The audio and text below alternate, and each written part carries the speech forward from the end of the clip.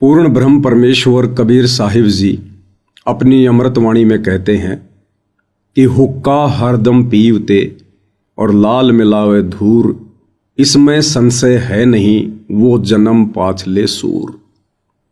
कबीर परमेश्वर जी कहते हैं कि जो व्यक्ति हरदम हुक्का पीता है, हुक्का यानी तंबाकू का सेवन करता है, तंबाकू किसी भी रूप में, सिगरेट के रूप में, बीड़ी के रूप में, जर्दे के रूप में, जो कोई व्यक्ति तंबाकू सेवन करता है, कबीर परमेश्वर कहते हैं कि वो व्यक्ति पिछले जन्म में सूअर था, सूअर। क्योंकि सूअर की एक आदत होती है हमेशा गंदगी में पड़े रहना, गंदगी में नाक रगड़ते रहना। और सूअर की योनि से जो व्यक्ति मनुष्य योनि में आता है, उस व्यक्ति में पिछले संस्कार वश वही सूअर के गुण होते हैं। इसलिए परमेश्वर जी की ये अमर वाणी है कि हुक्का हरदम पीवते और लाल मिलावे धूर, इसमें संशय है नहीं वो जन्म पाछले सूर। हुक्का हरदम पीवते, जो हमेशा हुक्का पीते रहते हैं, बार बार समझाने पर भी नहीं मानते हैं, नहीं समझते हैं, उन व्यक्तियों के विषय में यह वाणी है।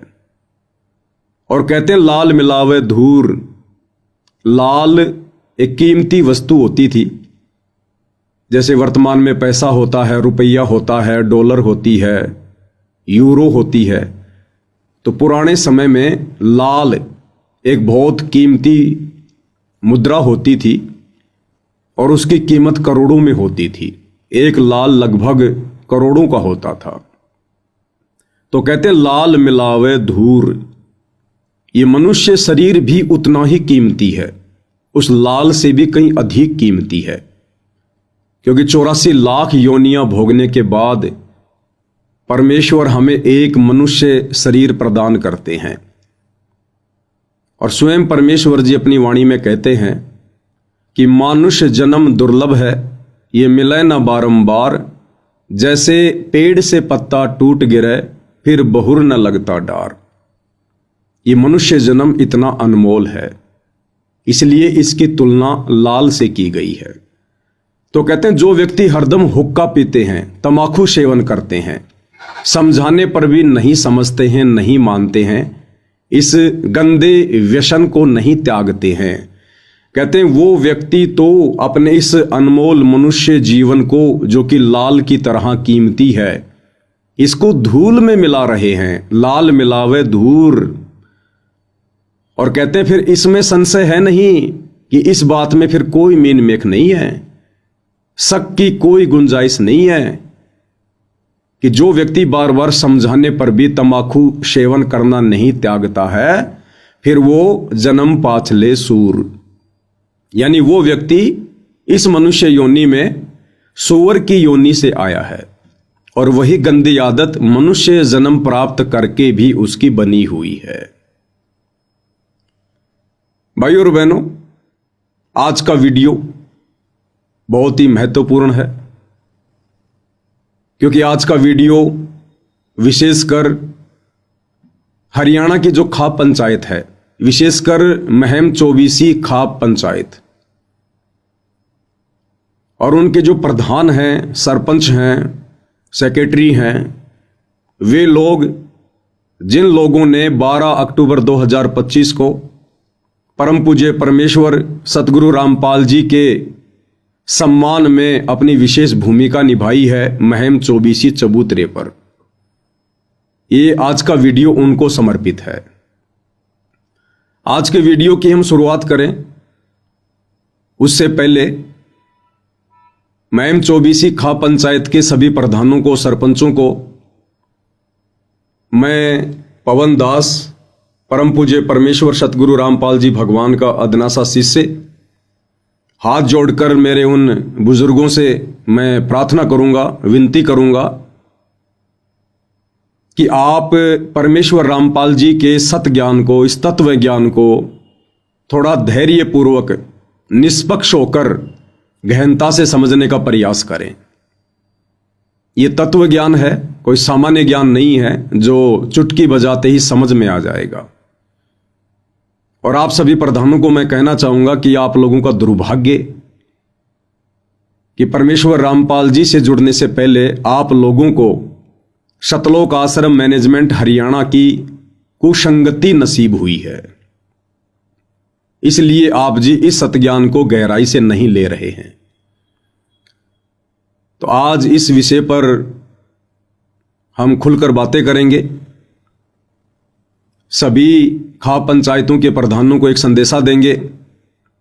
आप भी हमारे बुजुर्ग हैं, हमारे पिता समान हैं, हमारे ही भाई बंधु हैं, और ये ज्ञान जन जन तक जाना चाहिए। इस ज्ञान की पूरे विश्व को आवश्यकता है, लेकिन ये ज्ञान समझना इतना आसान नहीं है। तो आज के वीडियो की मैं शुरुआत करूं उससे पहले परम पूज्य परमेश्वर सतगुरु रामपाल जी भगवान की वंदना करते हैं, उनका जयकारा लगाते हैं। बंदी छोड़ सतगुरु रामपाल जी परमेश्वर जी की जय हो। परम पिता परमात्मा सारी सृष्टि के रचनहार, कुल मालिक, असंख्य ब्रह्मांडों के स्वामी, जगत गुरु, तीनों लोकों में प्रवेश करके सबका धारण पोषण करने वाले, राजाधिराज, आत्माधार, नाथों के नाथ, देवों के देव महादेव, सर्वेश्वर महेश्वर, मृत्युंजय, अजरो अमर, आदि अनादि सनातनी प्रभु, जगत पिता जगदीश्वर, श्री श्री 1008 की उपाधि के वास्तविक अधिकारी, अकाल मूरत, सौद स्वरूपी राम वासुदेव, सर्वगतम ब्रह्म, परम पूज्य, प्रथम पूज्य, परम संत, परम पुरुष, परम धनी, परम दयालु, सत्य कबीर, हक्का कबीर, अल्लाहु कबीर, अल्लाहु अकबर, बाखबर, अल्लाह ताला, जगत के तारणहार, जगत के मुक्तिदाता, जगत के जगन्नाथ, हारे के सहारे, हिंदुओं के राम, मुसलमानों के अल्लाह, सिखों के वाहिगुरु, ईसाइयों के मसीह, दया के सागर दयानिधि, करुणा के सागर करुणानिधि, स्वयंभू परिभू, संकट मोचन, कष्ट हरण, मंगल करण, दुख भंजन, अविगत कबीर, निर्विकार निर्विषम परमात्मा, अलय अलेख सतगुरु, आदि अनादि सतगुरु, असली मर्यादा पुरुषोत्तम, असली राम, असली कृष्ण, असली घनश्याम, असली मुरारी, राजाओं के राजा, महाराजाओं के महाराजा, शहंशाहों के शहंशाह, सम्राटों के सम्राट, भगवानों के भगवान, अल्लाहों के अल्लाह, प्रभुओं के प्रभु, मसीहों के मसीह, सच्चे वाहिगुरु, बाबाओं के बाबा, पीरों के पीर, सेठों के सेठ, जगत सेठ, सावड़सा सेठ, सर्वगुण संपन्न, अनंत कोटि कलाओं के स्वामी, अनंत कोटि ब्रह्मांडों के नायक, योगियों में महायोगी, ध्यानियों में महाध्यानी, सिद्धों में परम सिद्ध, ज्ञानियों में तत्व ज्ञानी, ब्रह्म ज्ञानी, महाज्ञानी, परम ज्ञानी, सर्वश्रेष्ठ ज्ञानी, विज्ञानी,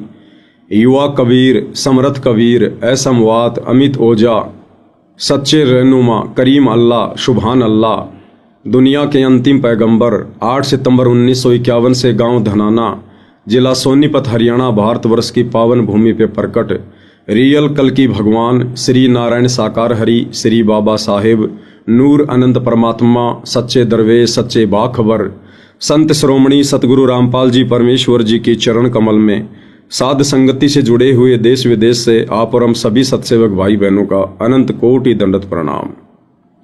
परमपिता परमेश्वर सतगुरु रामपाल जी आप और हम सभी आत्माओं को, जो आत्माएं ये वीडियो देख रही हैं, हम सभी को सद्बुद्धि प्रदान करे, हमें अपनी शरण में रखे और हमें इसी प्रकार मोक्ष मार्ग में निरंतर आगे की ओर बढ़ाते ही रहें। तो आज का वीडियो विशेषकर हरियाणा खाप पंचायतों को डेडिकेट है। 12 अक्टूबर 2025 को हरियाणा के महम 24 चबूतरे पर परम पूज्य परमेश्वर सतगुरु रामपाल जी का हरियाणा की कुछ खाप पंचायतों के प्रधानों व सरपंचों के द्वारा एक सम्मान समारोह आयोजित करके और उनके सम्मान का एक कार्यक्रम रखा गया था, क्योंकि सतलोक आश्रम मैनेजमेंट हरियाणा यानी सतगुरु रामपाल जी का कलयुगी परिवार, उनके बेटा बेटी, भाई बंधु, रिश्तेदार, अन्य आश्रम से जुड़े हुए लोग, इन्होंने जिस समय हरियाणा में बाढ़ आई और इन लोगों ने मनमुखी रूप से अपनी मनमानी करते हुए परमेश्वर जी के भक्ति विधान के विपरीत इन्होंने एक मुहिम चलाई, अन्नपूर्णा मुहिम। उस मुहिम के तहत इन लोगों ने गांव-गांव में लोगों को चिन्हित करके उनके मकान बनाने शुरू किए, उनके घरों में राशन डालना शुरू किया और बाढ़ ग्रस्त जितने भी गांव थे उन गांव का पानी निकालने के लिए इन्होंने मोटर और पाइप का वितरण करना शुरू किया। कुछ समय पहले मैंने कहा कि ये सारा का सारा जो कार्य है ये मनमुखी है, ये परमेश्वर रामपाल जी के विधान के विपरीत है। अब आप वे सभी भाई बहन जो अभी सतगुरु रामपाल जी के ज्ञान से अपरिचित हैं, आप उनकी शरण में नहीं हैं या शरण प्राप्त करके भी अभी तक आप उनके तत्व ज्ञान को पूर्णतया समझ नहीं पाए हैं, आप लोगों को मेरी बातें थोड़ी सी अटपटी लगेंगी कि भाई लोगों के मकान बनाना, किसी के घर में राशन डालना या बाढ़ के समय लोगों की इस प्रकार से मोटर या पाइप देकर मदद करना, ये तो बहुत अच्छी बात है। फिर ये पवन दास जयपुर वाला इन सभी कार्यों को मनमुखी क्यों बता रहा है? देखिए, ये अध्यात्म है, ये सामान्य ज्ञान नहीं है, ये चारों वेदों से ऊपर का ज्ञान है, तत्व ज्ञान है, सूक्ष्म ज्ञान है। और इस ज्ञान को ब्रह्मा विष्णु महेश भी नहीं समझ पाए। विश्वामित्र जैसे, वशिष्ठ जैसे, दुर्वासा ऋषि और वाल्मीकि जैसे महर्षि भी इस ज्ञान को नहीं समझ पाए, क्योंकि यह तत्व ज्ञान है। इस ज्ञान को वही आत्मा समझ सकती है जिस आत्मा पर इस ज्ञान के समझने की स्वयं वो कबीर परमेश्वर सतगुरु रामपाल जी भगवान रजा बख्शे। इसलिए मैंने इस सारे कार्य को परमेश्वर रामपाल जी के भक्ति विधान के अनुसार एक मनमाना आचरण कहा है। जब तक आप सतगुरु रामपाल जी की शरण में नहीं आएंगे तब तक आपका ज्ञान बच्चों जैसा है। सामाजिक क्षेत्र में आप बहुत बड़े मंत्री हैं, संतरी हैं, प्रधानमंत्री हैं, राष्ट्रपति हैं, बिजनेसमैन हैं, आपने बड़ी बड़ी डिग्रियां ले रखी हैं, आप चाहे सुप्रीम कोर्ट के सुप्रीम जज हैं, लेकिन जब बात आएगी शास्त्र अनुकूल शत भक्ति मार्ग की, परमेश्वर रामपाल जी के तत्व ज्ञान की, जब बात आएगी पांचों वेदों के बाप सूक्ष्म वेद की, तो आप बड़े बड़े गणमान्य लोग भी, बड़े बड़े पदाधिकारी भी, मंत्री और संतरी भी, प्रधानमंत्री और जज भी इस ज्ञान के आगे फेल हो जाते हैं। उस समय आपकी बुद्धि अध्यात्म में एक बच्चे के जैसे काम करती है। तो जिस प्रकार से बहुत सारे बच्चे इकट्ठे हैं और एक बच्चे को शुगर है, डायबिटीज है, और शुगर के मरीज को डॉक्टर मना करता है मिठाई खाने से कि भैया अगर आपने मीठे का प्रयोग किया तो आप इस बीमारी से रिकवर नहीं हो पाओगे, आपकी समस्या और ज्यादा बढ़ जाएगी, आपकी मृत्यु भी हो सकती है। उस बच्चे को माता पिता के द्वारा समझा दिया जाता है कि बेटा आप चाहे घर में रहो, चाहे बाहर रहो, चाहे किसी आड़ोसी पड़ोसी के घर पर जाओ, यदि आपको कोई मीठा खाने को दे तो आपने बिल्कुल भी मीठा नहीं खाना है। डॉक्टर ने मना किया है, तुझे डायबिटीज है। इस बात से थोड़ा बहुत वो बच्चा भी परिचित होता है कि भाई मैं हॉस्पिटल में गया था, डॉक्टर ने मुझे इंजेक्शन लगाए, कभी पेट में कभी पैर में, बड़ी पीड़ा हुई थी और डॉक्टर ने मुझे सख्त मना किया था कि बेटा मीठा नहीं खाना। और वो बच्चा अपने अन्य साथियों के साथ में कहीं खेल रहा है गली में, गांव में, और बाकी बच्चे डायबिटीज से, शुगर से अपरिचित हैं, और वो बच्चे मिठाई लेकर कहें अपने उस साथी से कि भाई आप भी मिठाई खाओ, आप भी रसगुल्ले खाओ, और वो बच्चा उसको बार बार मना करे कि नहीं नहीं मैं मिठाई नहीं खा सकता, मुझे डॉक्टर ने मना कर रखा है। तो बाकी बच्चे क्या कहेंगे? वो बच्चे जो नादान हैं, जिन्हें शुगर जैसी भयंकर बीमारी का ज्ञान नहीं है, वो बच्चे तो यही कहेंगे कि तेरे को किस मूर्ख ने ये उल्टा पाठ पढ़ा दिया। अरे धरती पर ऐसा कौन सा डॉक्टर आ गया जो मीठा खाने को मना करता है? मीठा तो सबको अच्छा लगता है, और हम भी तो बच्चे हैं तेरे जैसे, हम भी तो मीठा खा रहे हैं, हमें तो कोई दिक्कत नहीं है। लेकिन भाइयों और बहनों, वो बच्चा जिसको थोड़ा बहुत ज्ञान हो चुका है, डॉक्टर से भी और अपने माता पिता से भी, वो बच्चा मीठा नहीं खाएगा। क्यों? क्योंकि वो बच्चा डायबिटीज की बीमारी से होने वाली परेशानियों से परिचित है। लेकिन वो बच्चे इस बात को कतई नहीं मानेंगे कि डॉक्टर ने मना किया होगा या मीठा खाना बुरी चीज है। मीठा खाना बुरी चीज नहीं है। हर किसी को डॉक्टर भी मीठा खाना मना नहीं करता, लेकिन विशेष परिस्थितियों में डॉक्टर मना करेगा, और विशेष परिस्थितियों में उस मरीज के लिए भी मीठा खाना जहर के समान है। तो ठीक इसी प्रकार आप जगत के जितने भी मेरे भाई बहन हैं, विशेषकर खा पंचायत के प्रधान, सरपंच, सेक्रेटरी, आप भाई बहनों की बुद्धि आध्यात्मिक क्षेत्र में वर्तमान में उन बच्चों जैसी ही कार्य कर रही है।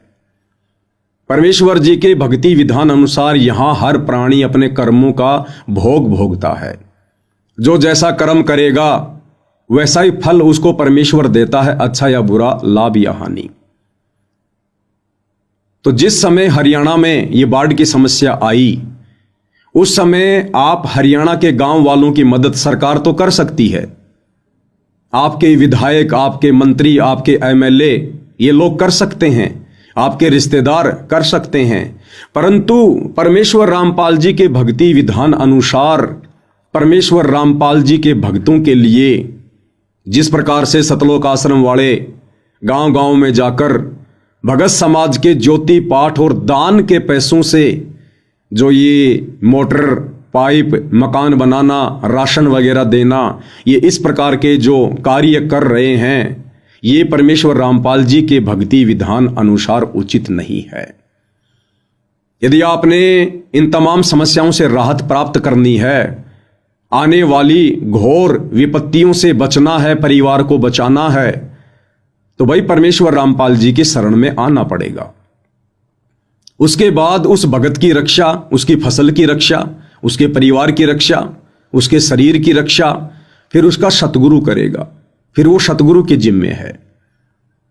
और हमने परमेश्वर रामपाल जी की शरण में आने के बाद किसी के कर्मों में कोई फेरबदल करने का अधिकार नहीं है। यदि हम किसी के कर्मों में कोई फेरबदल करेंगे तो उससे हमारी भक्ति नष्ट होगी, हमारा भक्ति बैलेंस उस व्यक्ति के अकाउंट में कार्ड के द्वारा डाल दिया जाएगा और हमें भक्ति से पेंचर कर दिया जाएगा।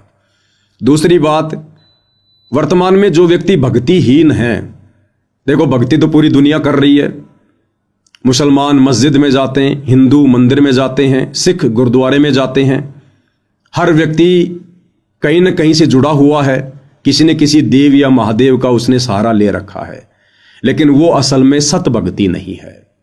उस भक्ति के करते रहने से जो कि शास्त्र विरुद्ध है, उस भक्ति के करते रहने से मनुष्य के कर्मों में किसी प्रकार का कोई चेंजमेंट, कोई बदलाव नहीं हो सकता।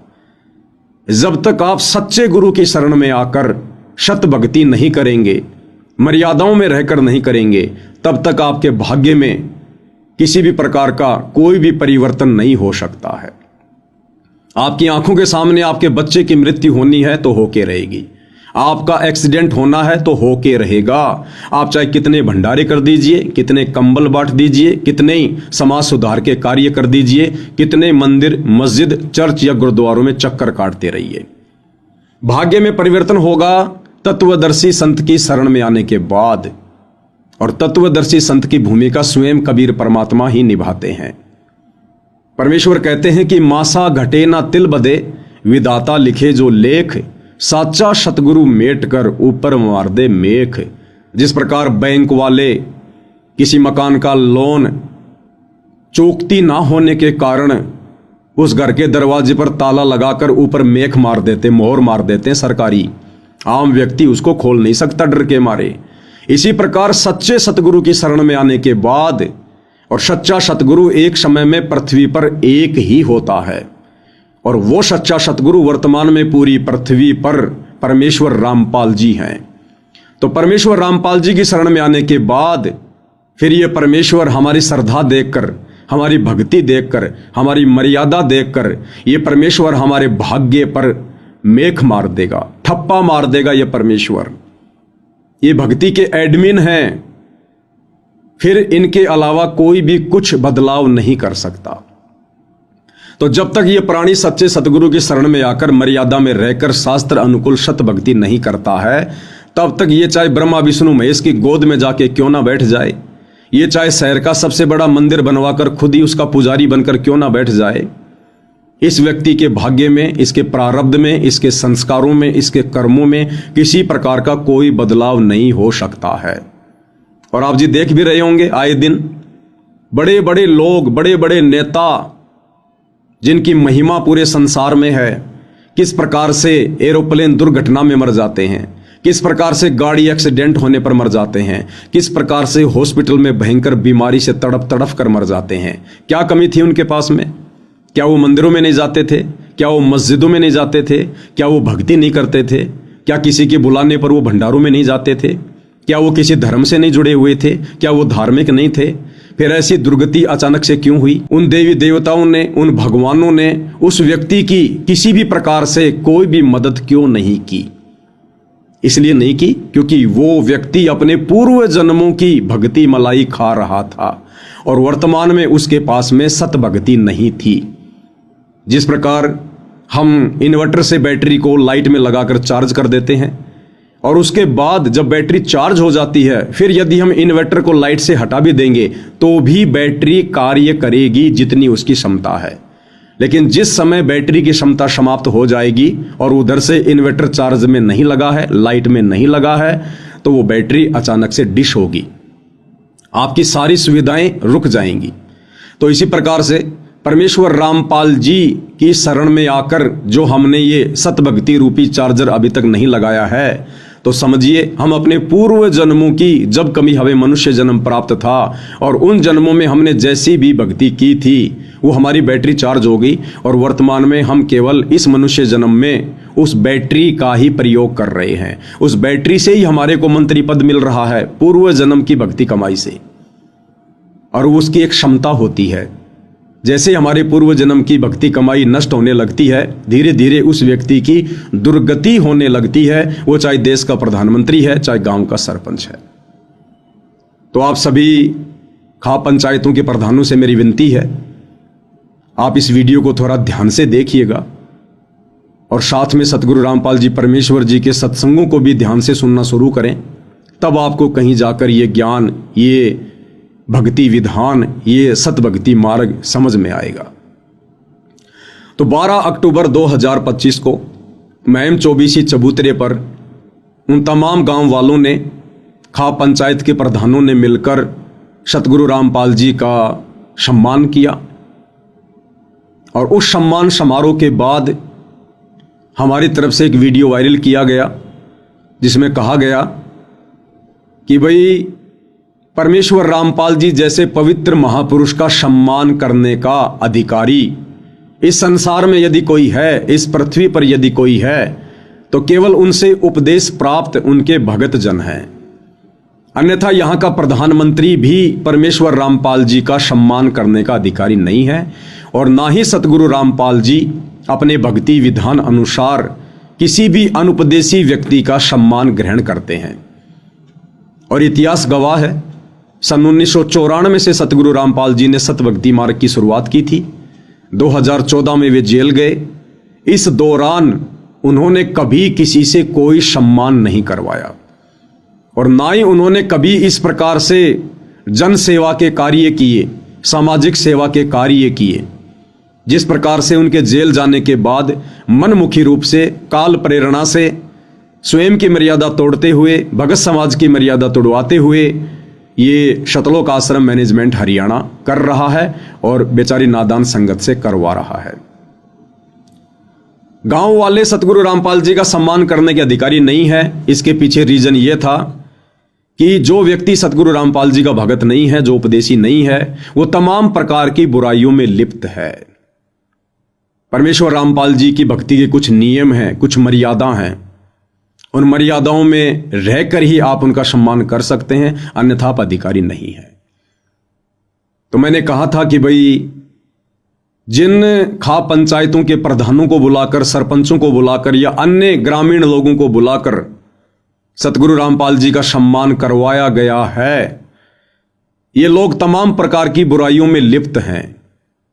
और सबसे बड़ी बुराई जो हरियाणा में घर घर में घर कर चुकी है वो है तंबाकू सेवन, हुक्के का सेवन। हुक्का एक प्रकार से दादा लाई है। हुक्के को पंचों का प्याला कहा जाता है। हरियाणा में ज्यादातर व्यक्ति सुबह उठते ही अन्य कार्य करें या ना करें, लेकिन हुक्का भरकर पीना जरूरी है। और हुक्के को परमपिता परमेश्वर जी ने सबसे बड़ी बुराई बताया है। सबसे बड़ी बुराई, सबसे खतरनाक विष है ये। मोक्ष मार्ग में सबसे ज्यादा बाधक है ये। और हुक्का पीने वालों को कबीर परमेश्वर जी ने, उन्हीं से ज्ञान प्राप्त आदरणीय गरीबदास जी ने, जिनका एक बहुत बड़ा मंदिर गांव छुडानी में है, करोथा के पास में, हरियाणा में, इन दोनों महापुरुषों ने अपनी अमृतवाणी में हुक्के को बहुत ही खतरनाक विष बताया है, बहुत ही खतरनाक जहर बताया है। मोक्ष प्राप्ति के मार्ग में सबसे ज्यादा बाधक है। और आदरणीय गरीबदास जी ने अपनी अमृतवाणी में काफिर के अंग में हुक्का पीने वाले आदमी को ढेड की संज्ञा दी है। ढेड यानी नीच। ढेड कोई जाति से संबंधित शब्द नहीं है। ढेड का मतलब होता है जो व्यक्ति नीच कर्म करता है, गलत कर्म करता है, वो चाहे किसी भी जाति से हो, किसी भी धर्म से हो, वो व्यक्ति ढेड की श्रेणी में है। तो आदरणीय गरीबदास जी ने हुक्का पीने वाले व्यक्तियों को ढेड आदमी की संज्ञा दी है। और परमेश्वर रामपाल जी ने भी साफ साफ कहा है कि हुक्का पीना ढेड आदमियों का काम है, ढेड आदमियों का। तो जब मैंने वीडियो बनाया सम्मान समारोह के बाद और परमेश्वर रामपाल जी के मुख कमल से उनके सत्संग का हवाला देकर जब ये बातें मैंने कही कि भाई, जब सतगुरु रामपाल जी के अनुसार जिनका सम्मान करवाया जा रहा था, जब सतगुरु रामपाल जी ने ही हुक्का पीने वालों को, तंबाकू सेवन करने वालों को ढेड आदमी की संज्ञा दी है, नीच आदमी की संज्ञा दी है, तो भला सतगुरु रामपाल जी किसी ऐसे ढेड व्यक्ति से, ऐसे नीच व्यक्ति से जो हुक्के का सेवन करते हैं, जो शराब का सेवन करते हैं, जो मांस मदिरा का सेवन करते हैं, जो आन उपासना करते हैं, जो उनकी शरण में नहीं है, भला उन व्यक्तियों से कैसे सम्मान करवाएंगे? तो ये सम्मान सतगुरु रामपाल जी का नहीं हुआ है और ना ही सतगुरु रामपाल जी इस प्रकार के सम्मान को स्वीकार करते हैं। ये सम्मान उन ग्रामीणों ने सतगुरु रामपाल जी के परिवार वालों का किया है, उन लोगों का किया है जिन लोगों ने उन गांवों में मोटर और पाइप पहुंचाने में अपना विशेष योगदान दिया है। और ना ही खा पंचायत के प्रधानों ने सतगुरु रामपाल जी का सम्मान किया है। अगर वास्तव में इन लोगों को सतगुरु रामपाल जी का ही सम्मान करना होता तो सबसे पहले ये लोग सतगुरु रामपाल जी के ज्ञान और भक्ति विधान से परिचित होते, कुछ दिन उनके सत्संग सुनते, उनके विचारों से अवगत होते और फिर ये निर्णय लेते कि क्या हम वास्तव में सतगुरु रामपाल जी जैसे महापुरुष का, जिनको हम परमात्मा परमात्मा कह रहे हैं, भगवान भगवान कह रहे हैं, हम उनका सम्मान करने के अधिकारी हैं भी या नहीं। लेकिन इन लोगों ने इतना विचार नहीं किया। इसमें इन ग्रामीणों को भी गलती रही और सबसे बड़ी गलती सतगुरु रामपाल जी के परिवार की रही, उन तमाम लोगों की रही जिन लोगों को स्वयं ज्ञान नहीं है और अपने आप को सतगुरु रामपाल जी का भगत कहते हैं। अन्यथा इन लोगों को समझाना चाहिए था, बताना चाहिए था कि देखिए, सतगुरु रामपाल जी तो हुक्का पीने वाले लोगों को, तंबाकू सेवन करने वाले लोगों को, मांस खाने वालों को, शराब पीने वालों को, मंदिरों में जाकर देवी देवताओं की पूजा पाठ करने वालों को ढेड की श्रेणी में रखते हैं। उन्होंने काफिर कहा है उन लोगों को। और भाई, आप जब तक सतगुरु रामपाल जी के सत्संग सुनकर उनकी शरण में नहीं आते हैं, तब तक आप किसी भी प्रकार से सतगुरु रामपाल जी का सम्मान करने के अधिकारी नहीं है। तो मेरे द्वारा जो वीडियो बनाया गया वो वीडियो किसी व्यक्ति विशेष के ऊपर टिप्पणी नहीं थी। आप वीडियो को अच्छे से देख सकते हैं। मेरे वीडियो बनाने का मकसद केवल आम जन को यह समझाना था, यह बताना था कि अभी आप केवल अपनी जुबान से सतगुरु रामपाल जी को भगवान भगवान कह रहे हैं।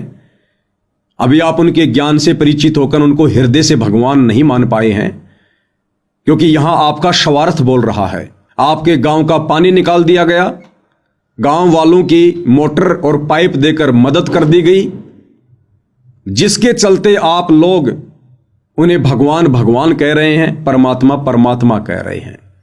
तो आपने तो केवल अपने स्वार्थ का सम्मान किया है, ना कि सतगुरु रामपाल जी का। अगर आपने सतगुरु रामपाल जी का सम्मान करना होता तो या तो आप सीधे हिसार जेल में जाते, कोर्ट से परमिशन लेते और वहां जाकर आप उनका मान सम्मान करते, और वहां यदि सतगुरु रामपाल जी आप लोगों से अपना मान सम्मान करवाते तो फिर हमें कोई अधिकार नहीं था बीच में बोलने का, ना हम बोलते। और यदि कोर्ट से आपको हिसार जेल में जाकर सतगुरु रामपाल जी का मान सम्मान करने की परमिशन नहीं मिलती तो फिर आप लोगों ने इंतजार करना चाहिए था सतगुरु रामपाल जी का, उनके हिसार जेल से बाहर आने का। उसके बाद फिर आप जी उनके आश्रम में जाकर उनसे परमिशन लेकर आप उनका मान सम्मान करते। और यदि उस समय सतगुरु रामपाल जी आप लोगों से अपना मान सम्मान करवाते तो मुझ पवनदास को कोई ऑब्जेक्शन नहीं था किसी भी प्रकार का। लेकिन यदि उनके इस सतभक्ति मार्ग में गंदगी फैलाई जाएगी, गधे और घोड़ों की एंट्री की जाएगी, ज्ञानी और अज्ञानियों की एंट्री की जाएगी, तो भाई फिर बोलना हमारा फर्ज है, हमारा दायित्व है। और यह सम्मान 12 अक्टूबर 2025 को जो महम चौबीसी चबूतरे पर सतगुरु रामपाल जी का किया गया है, यह सम्मान यदि हरियाणा का सीएम करता या भारत का पीएम करता और यदि वो सतगुरु रामपाल जी की शरण में नहीं होता तो उनके विषय में भी ये पवनदास इसी प्रकार से वीडियो बनाकर भगत समाज को भी सचेत करता और अन्य जनमानस को भी सचेत करता, क्योंकि ये परमेश्वर जी का विधान है। अब आगे इस वीडियो में आपको महम चौबीसी खापों के जो प्रधान हैं, सेक्रेटरी हैं, उनके भी विचार सुनाएंगे। मेरा वीडियो देखने के बाद उन लोगों ने सतलोक आश्रम वालों के साथ में एक मीटिंग की, एक प्रेस कॉन्फ्रेंस बुलाई। अमर उजाला जैसे अखबारों में भी न्यूज आ चुकी है और इन्होंने अपना एक वीडियो भी वायरल किया है, जो वीडियो आगे आपको दिखाएंगे। इन कुछ एक लोगों ने मिलकर, जो आप इस स्क्रीन पर देख रहे हैं, रामपाल राठी जी हैं, सुभाष नंबरदार जी हैं, एक भाई उनके पास में बैठे हुए हैं, इन तमाम लोगों ने मिलकर एक वीडियो बनाया मुझ पवनदास के लिए। और इन्होंने मुझे 4-5 दिन का अल्टीमेटम दिया और कहा कि पवनदास ने हरियाणा खाप पंचायतों के लिए बहुत ही अभद्र शब्दों का प्रयोग किया है और पवनदास को इन अभद्र शब्दों के लिए माफी मांगनी चाहिए, और यदि पवनदास माफी नहीं मांगेगा तो हम उसके ऊपर मानहानि का मुकदमा दायर करेंगे। तो आपको इन प्रधानों के भी विचार सुनाएंगे, वीडियो को आगे भी बढ़ाएंगे। परंतु वीडियो की शुरुआत करने से पहले आपको परमपिता परमेश्वर सतगुरु रामपाल जी का एक छोटा सा 4 मिनट का वीडियो सुनाऊंगा कि परमेश्वर रामपाल जी ने हुक्के को, तमाकू को मनुष्य शरीर के लिए सबसे बड़ा विष, सबसे बड़ा जहर क्यों बताया है। ये मनुष्य जन्म हमें मोक्ष प्राप्ति के लिए मिलता है, 84 लाख योनियों के महाकष्टों से छुटकारा प्राप्त करने के लिए मिलता है, और ये तमाकू इसमें कितनी बड़ी बाधा है। छोटा सा वीडियो परमेश्वर रामपाल जी के मुख कमल से, सभी से निवेदन है ध्यान से सुनिएगा, क्योंकि साथ साथ जानकारी होनी बहुत जरूरी है। उसके बाद फिर आप खाप पंचायत के प्रधानों के भी विचार लोगों को सुनाएंगे और आप लोगों की जो जो बातें हैं उनके ऊपर ये पवनदास सतगुरु रामपाल जी परमेश्वर जी के ज्ञान आधार से स्पष्टीकरण भी देगा। तो सबसे पहले परमेश्वर रामपाल जी के मुख कमल से सुनाते हैं कि हुक्का पीना मनुष्य शरीर के लिए सबसे ज्यादा खतरनाक क्यों है। सुनिएगा सतगुरु रामपाल जी के मुकम्मल से। अब इस तम्बाकू में इतना दोष क्यों बताया, इस तम्बाकू को इतना हानिकारक दोष क्यों बताया, सबसे ज्यादा भयंकर क्यों बताया? इसका कारण है कि मानव शरीर परमात्मा पाने के लिए ही मिलता है। जो पुण्यात्मा परमात्मा चाहते हैं वो मानव शरीर में ही उसकी तलाश खोज और मेहनत मजदूरी करके उस परमात्मा को पा सकते हैं। अन्य इसमें अगर हम भक्ति नहीं करते हैं, परमात्मा नहीं पाते हैं, तो पशु पक्षियों जैसा जीवन ही जीकर हम चले जाते हैं।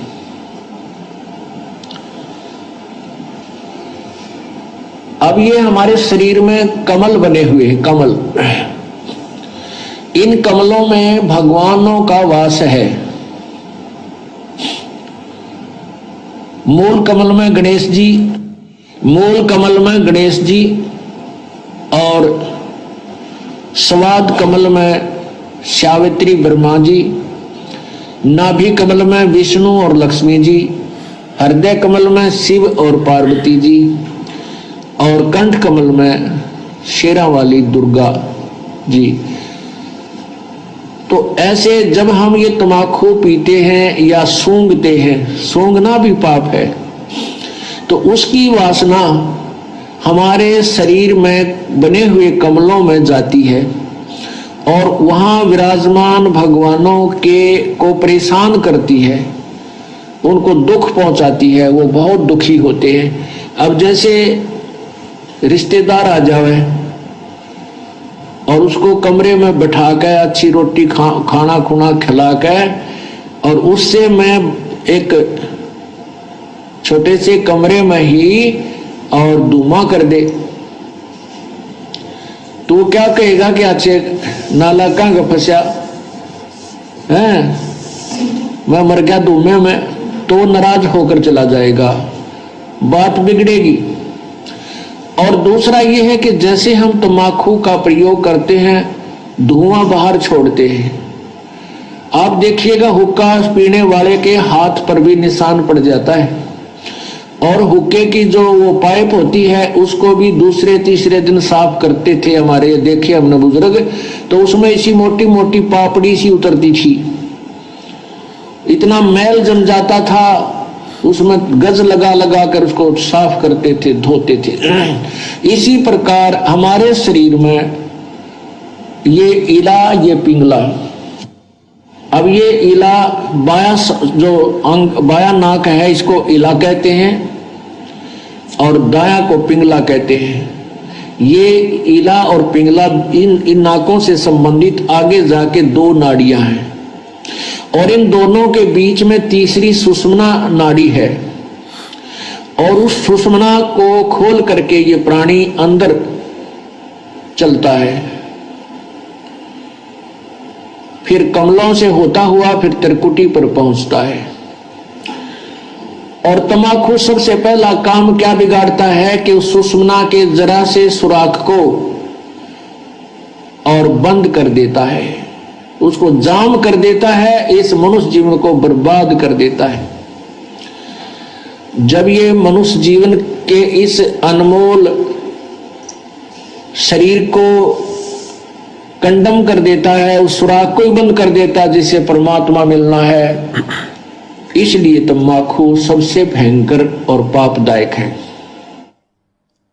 तो भाई और बहनों, आपने सुना परमपिता परमेश्वर सतगुरु रामपाल जी के मुख कमल से कि तम्बाकू सेवन करना, हुक्के के रूप में, सिगरेट के रूप में, बीड़ी के रूप में या हुल्ला सूंघना, ये कितना खतरनाक है मनुष्य शरीर के लिए। ये मनुष्य शरीर परमेश्वर ने हमें मुक्ति के लिए दिया, मोक्ष प्राप्ति के लिए दिया, और यदि इस शरीर को प्राप्त करके काल प्रेरणा से यदि हम हुक्के का सेवन करते हैं, बीड़ी सिगरेट का सेवन करते हैं, तो इस मनुष्य शरीर में जो 10वां द्वार है, सुषुम्ना द्वार, ये धुआं उसको अवरुद्ध कर देता, उसको बंद कर देता है, और ये काल करवाता है, मन में कुप्रेरणा करके करवाता है। अन्यथा तम्बाकू कितना कड़वा होता है। प्रथम बार जब कोई व्यक्ति इसको पीता है तो किस प्रकार से आंखों से आंसू आते हैं, उल्टियां आती हैं, क्योंकि हमारे शरीर की जो प्रकृति है वो इस जहर को स्वीकार नहीं करती है, परंतु काल प्रेरणा से धीरे धीरे धीरे धीरे कुसंगति में पड़कर हम इसके आदी हो जाते हैं।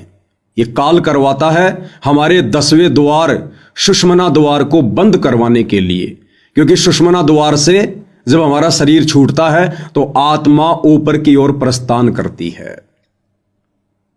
इसलिए परमात्मा ने मुक्ति के मार्ग में सबसे ज्यादा खतरनाक विष इस तमाकू को बताया, हुक्के को बताया। और जो व्यक्ति समझाने पर भी हुक्का नहीं छोड़ता है, नहीं त्यागता है, उस व्यक्ति को फिर आदरणीय गरीबदास जी ने, कबीर परमेश्वर जी ने ढेड आदमी की संज्ञा दी है, नीच आदमी की संज्ञा दी है, उसको काफिर कहा है, जो अपने अनमोल मनुष्य जीवन को बर्बाद करने की दिशा में आगे बढ़ रहा है।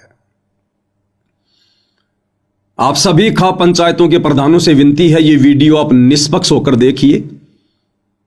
ना ही तो मैं पवन दास आपका कोई रिश्तेदार हूं और ना ही आप मेरे रिश्तेदार हैं, ना मैंने आपकी कोई प्रॉपर्टी हड़प रखी है। ये ज्ञान और अज्ञान की लड़ाई है। इस ज्ञान और अज्ञान की लड़ाई को यदि समझना है तो निष्पक्ष होकर धैर्यपूर्वक आपने ये वीडियो भी देखना होगा और सतगुरु रामपाल जी के सत्संग भी सुनने होंगे।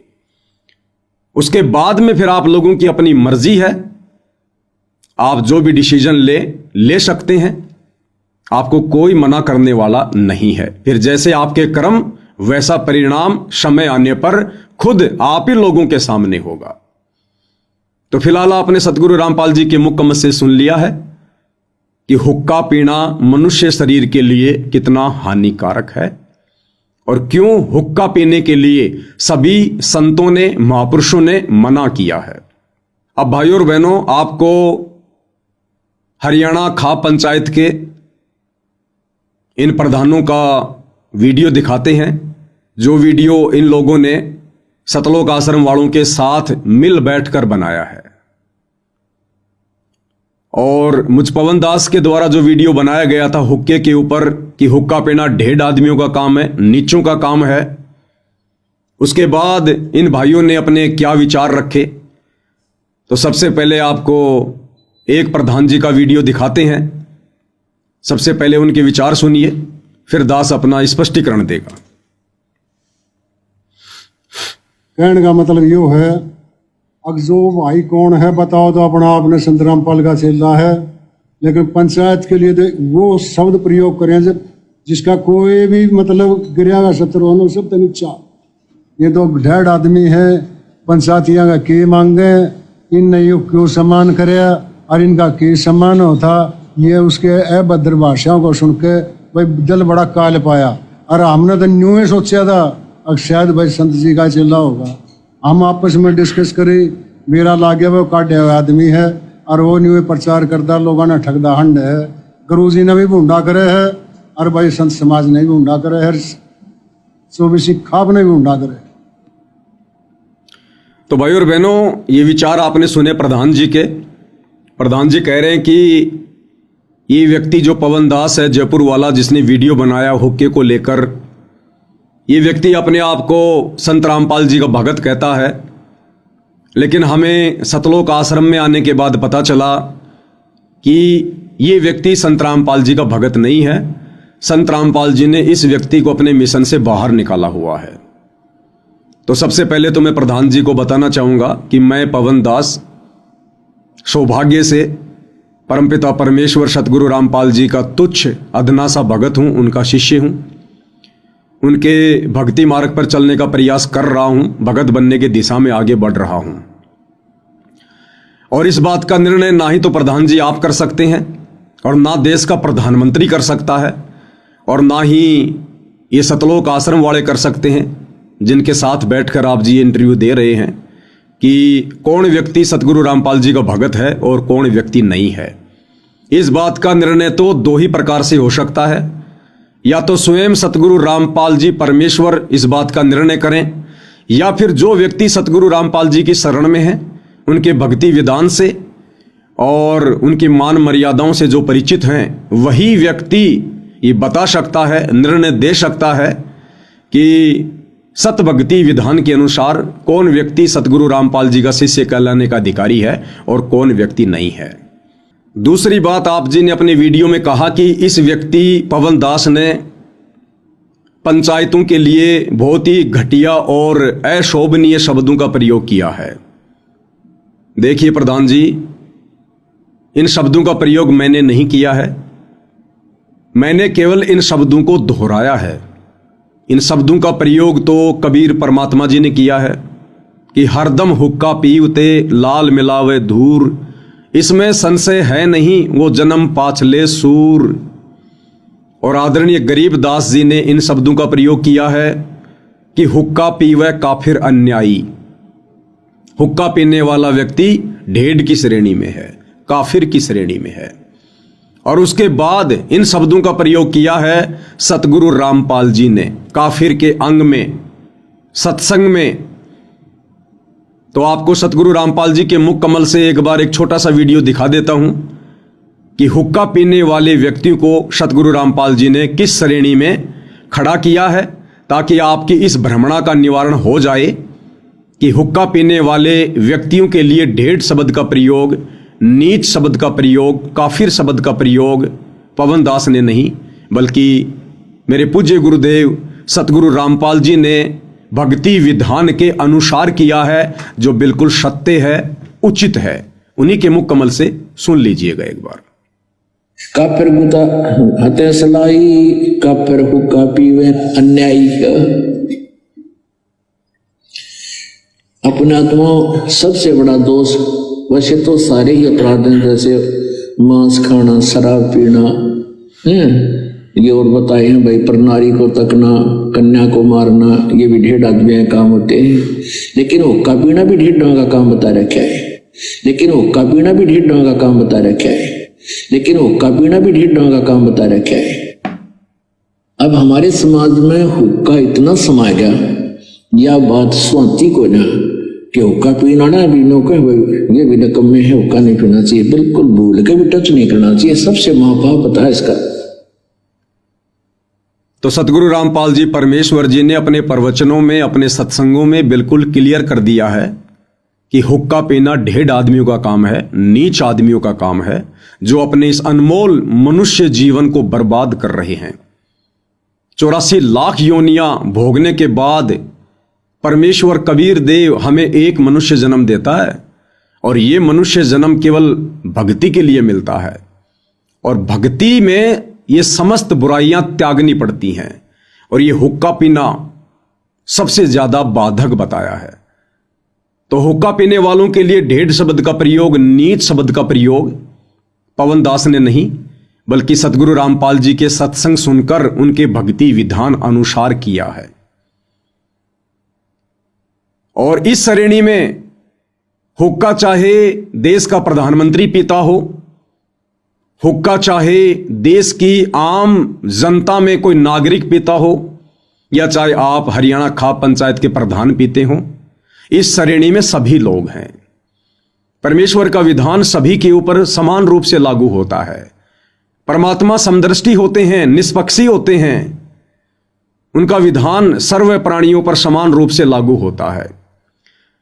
तो हुक्का पीने वाला व्यक्ति जिसको ढेड़ की श्रेणी में बताया गया है, वो चाहे देश का प्रधानमंत्री हो जो हुक्का पीता है, या देश का आम नागरिक हो जो हुक्का पीता है, दोनों ही इस श्रेणी में आते हैं। तो आपके द्वारा यह कहना कि खाप पंचायतों पर अशोभनीय शब्दों का प्रयोग किया गया है, ऐसे ऐसे घटिया शब्दों का प्रयोग किया गया है, ये आप जी का आधा अधूरा ज्ञान बोल रहा है। मैंने केवल हुक्का पीने वाले व्यक्तियों के लिए सतगुरु रामपाल जी के सत्संगों को आधार बनाकर उनके भक्ति विधान अनुसार ढेड़ शब्द का प्रयोग किया गया है, जिस शब्द का प्रयोग अभी आपने सतगुरु रामपाल जी के मुख कमल से भी करते हुए सुन लिया है। अब ये हुक्का इतना खतरनाक और क्यों है? मनुष्य शरीर के लिए, मोक्ष प्राप्ति के लिए ये हुक्का इतना बाधक क्यों है? और कितने बड़े बड़े इसके अवगुण हैं? अभी तो आप लोगों ने केवल इतना ही सुना है कि हुक्का पीना ढेड़ आदमियों का काम है, नीचों का काम है, हुक्का पीने वाला काफिर है। अब आगे आप परमेश्वर रामपाल जी के मुख कमल से और कबीर परमात्मा जी की एक वाणी के ऊपर जब सत्संग सुनेंगे तो आपको पता चलेगा कि ढेड और काफिर शब्द तो बहुत छोटा है हुक्का पीने वालों के लिए। परमेश्वर रामपाल जी कहते हैं कि 100 नारी जारी करे सुरापान 100 बार, एक चिलम हुक्का भरे वो डूबे काली धार। 100 नारी जारी करे, एक बार यदि कोई व्यक्ति किसी पर स्त्री के साथ में संबंध बनाता है उसको कहते हैं जारी करना, दुराचार करना। एक व्यक्ति यदि किसी एक औरत के साथ में दुराचार करता है, संबंध बनाता है, जारी करता है, तो उसकी सजा कबीर परमात्मा ने क्या बताई? पर द्वारा स्त्री का खोले और 70 जन्म अंधा हो डोले। वो व्यक्ति 70 जन्म लगातार अंधे के प्राप्त करता है, गधा बनकर, कुत्ता बनकर या फिर मनुष्य बनकर। जैसे बहुत सारे इंसान अंधे पैदा होते हैं। राम भद्राचार्य जी जो कि एक कथावाचक हैं वो भी अंधे हैं। किसी पूर्व जन्म में जब उनको मनुष्य जन्म प्राप्त था उन्होंने ये दुराचार किया था, क्योंकि हर जन्म में इंसान संत थोड़ी होता है, भगत थोड़ी होता है। दुराचारी व्यक्ति का भी जीवन प्राप्त करता है, कसाई का भी प्राप्त करता है, राजा का भी करता है, व्यभिचारी का भी करता है, वेश्या का भी करता है, जिसके परिणाम स्वरूप वो व्यक्ति लगातार 70 जन्म अंधे के प्राप्त करता है। एक बार एक पर स्त्री के साथ में शारीरिक संबंध बनाने वाला, दुराचार करने वाला 70 जन्म वो व्यक्ति अंधे के प्राप्त करता है। आप ध्यान से सुनिएगा इन बातों को, फिर आपको पता चलेगा हुक्का भरने वाला और हुक्के को पीने वाला कितना बड़ा दोषी है परमात्मा का। तो 100 नारी जारी करे और सुरापान 100 बार। सुरापान यानी शराब पीना। एक बार शराब पीने का कितना पाप बताया परमेश्वर जी ने। मदिरा पीवे कड़वा पानी 70 जन्म कुत्ते के जानी। एक व्यक्ति जो एक बार शराब पीता है, एक घूंट शराब पीता है, एक कप शराब पीता है, उसके बदले उसे लगातार 70 जन्म कुत्ते के भोगने पड़ते हैं मात्र एक बार शराब पीने से। सोचिए वो व्यक्ति दिन में कितनी बार पीता होगा, महीने में कितनी पीता होगा, वर्ष में कितनी बार पीता होगा, और जब तक वो जीवित रहता है तब तक वो कितनी बार शराब पीता है। तो एक बार शराब पीने की सजा परमेश्वर के विधान अनुसार 70 जन्म लगातार कुत्ते के, और एक पर स्त्री के साथ में शारीरिक संबंध बनाने का कितना बड़ा पाप? पर द्वारा स्त्री का खोले 70 जन्म अंधा हो डोले। अब परमेश्वर जी कहते हैं कि यही पाप यदि 100 बार कर लिया जाए, 100 नारी जारी करे और सुरापान 100 बार, 100 बार किसी पर स्त्री के साथ में शारीरिक संबंध बना लिए जाएं और 100 बार शराब पी ली जाए, उस व्यक्ति को कितना दोष लगेगा? 100 नारी जारी करे सुरापान 100 बार, कहते हैं इतना पाप एक चिलम हुक्का भरे वो डूबे काली धार। इतना भयंकर पाप तो कि 100 पर स्त्रियों के साथ में गमन कर लो उसका कितना दोष है, और 100 बार शराब पी लो उसका कितना दोष है। कहते हैं इतना पाप, इतना दोष परमेश्वर जी के विधान अनुसार एक हुक्का भरने वाले को, किसी को सिगरेट हाथ में पकड़ाने वाले को, बीड़ी सिगरेट हुक्का पीने वाले को, सहयोग करने वाले को है इतना दोष, इतना पाप। और जो व्यक्ति हुक्का पीता है, बीड़ी सिगरेट पीता है, परमात्मा कहते हैं उसका तो बेड़ा गर्क होता है, बेड़ा गर्क। इसलिए सतगुरु रामपाल जी ने हुक्का पीने वालों को, नशा करने वालों को ढेड़ की संज्ञा दी है, नीच की संज्ञा दी है। वो इतना दोषी हो रहा है परमपिता परमेश्वर जी का, अज्ञानता में, नासमझी में। आपको सतगुरु रामपाल जी के मुख कमल से सुनाते हैं। मैं कहूंगा अपनी तरफ से, और यदि सतगुरु रामपाल जी का प्रवचन नहीं सुनाऊंगा तो आप फिर से यही कहोगे कि इस पवन दास ने घटिया शब्दों का प्रयोग किया है। तो सतगुरु रामपाल जी के मुख कमल से सुनकर फिर आप जी विचार कर लेना कि अगर ये शब्द घटिया हैं तो ये घटिया शब्द पवन दास ने कहे हैं या फिर सतगुरु रामपाल जी परमेश्वर जी ने कहे हैं। तो सुनिए उन्हीं के मुख कमल से कि 100 नारी जारी करे सुरापान शोबार और एक चिलम हुक्का भरे वो डूबे काली धार।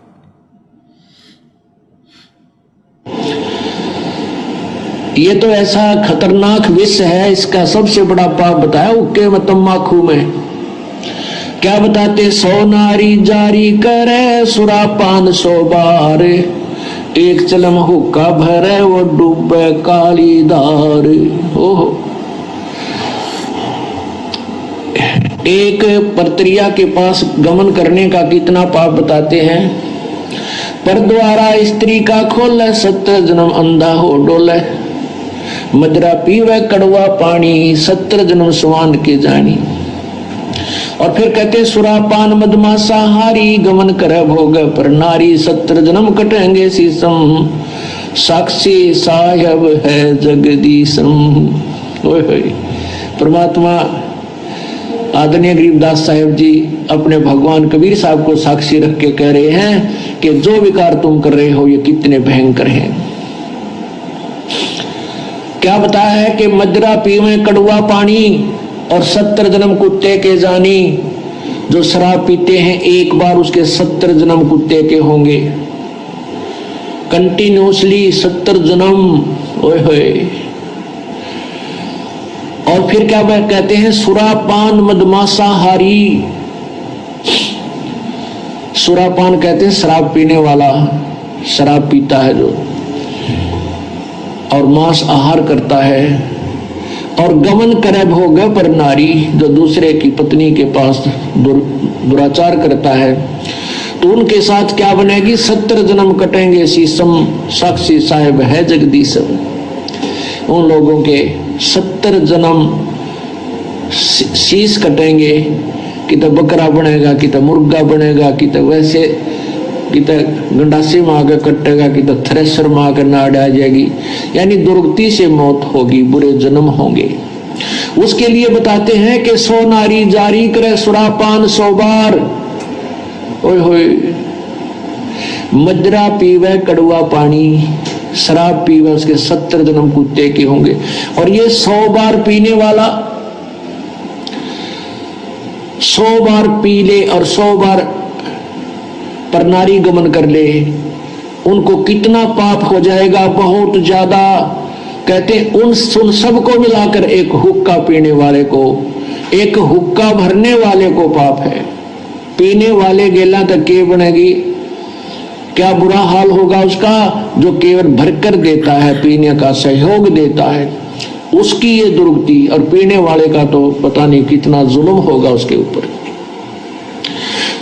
सुरापान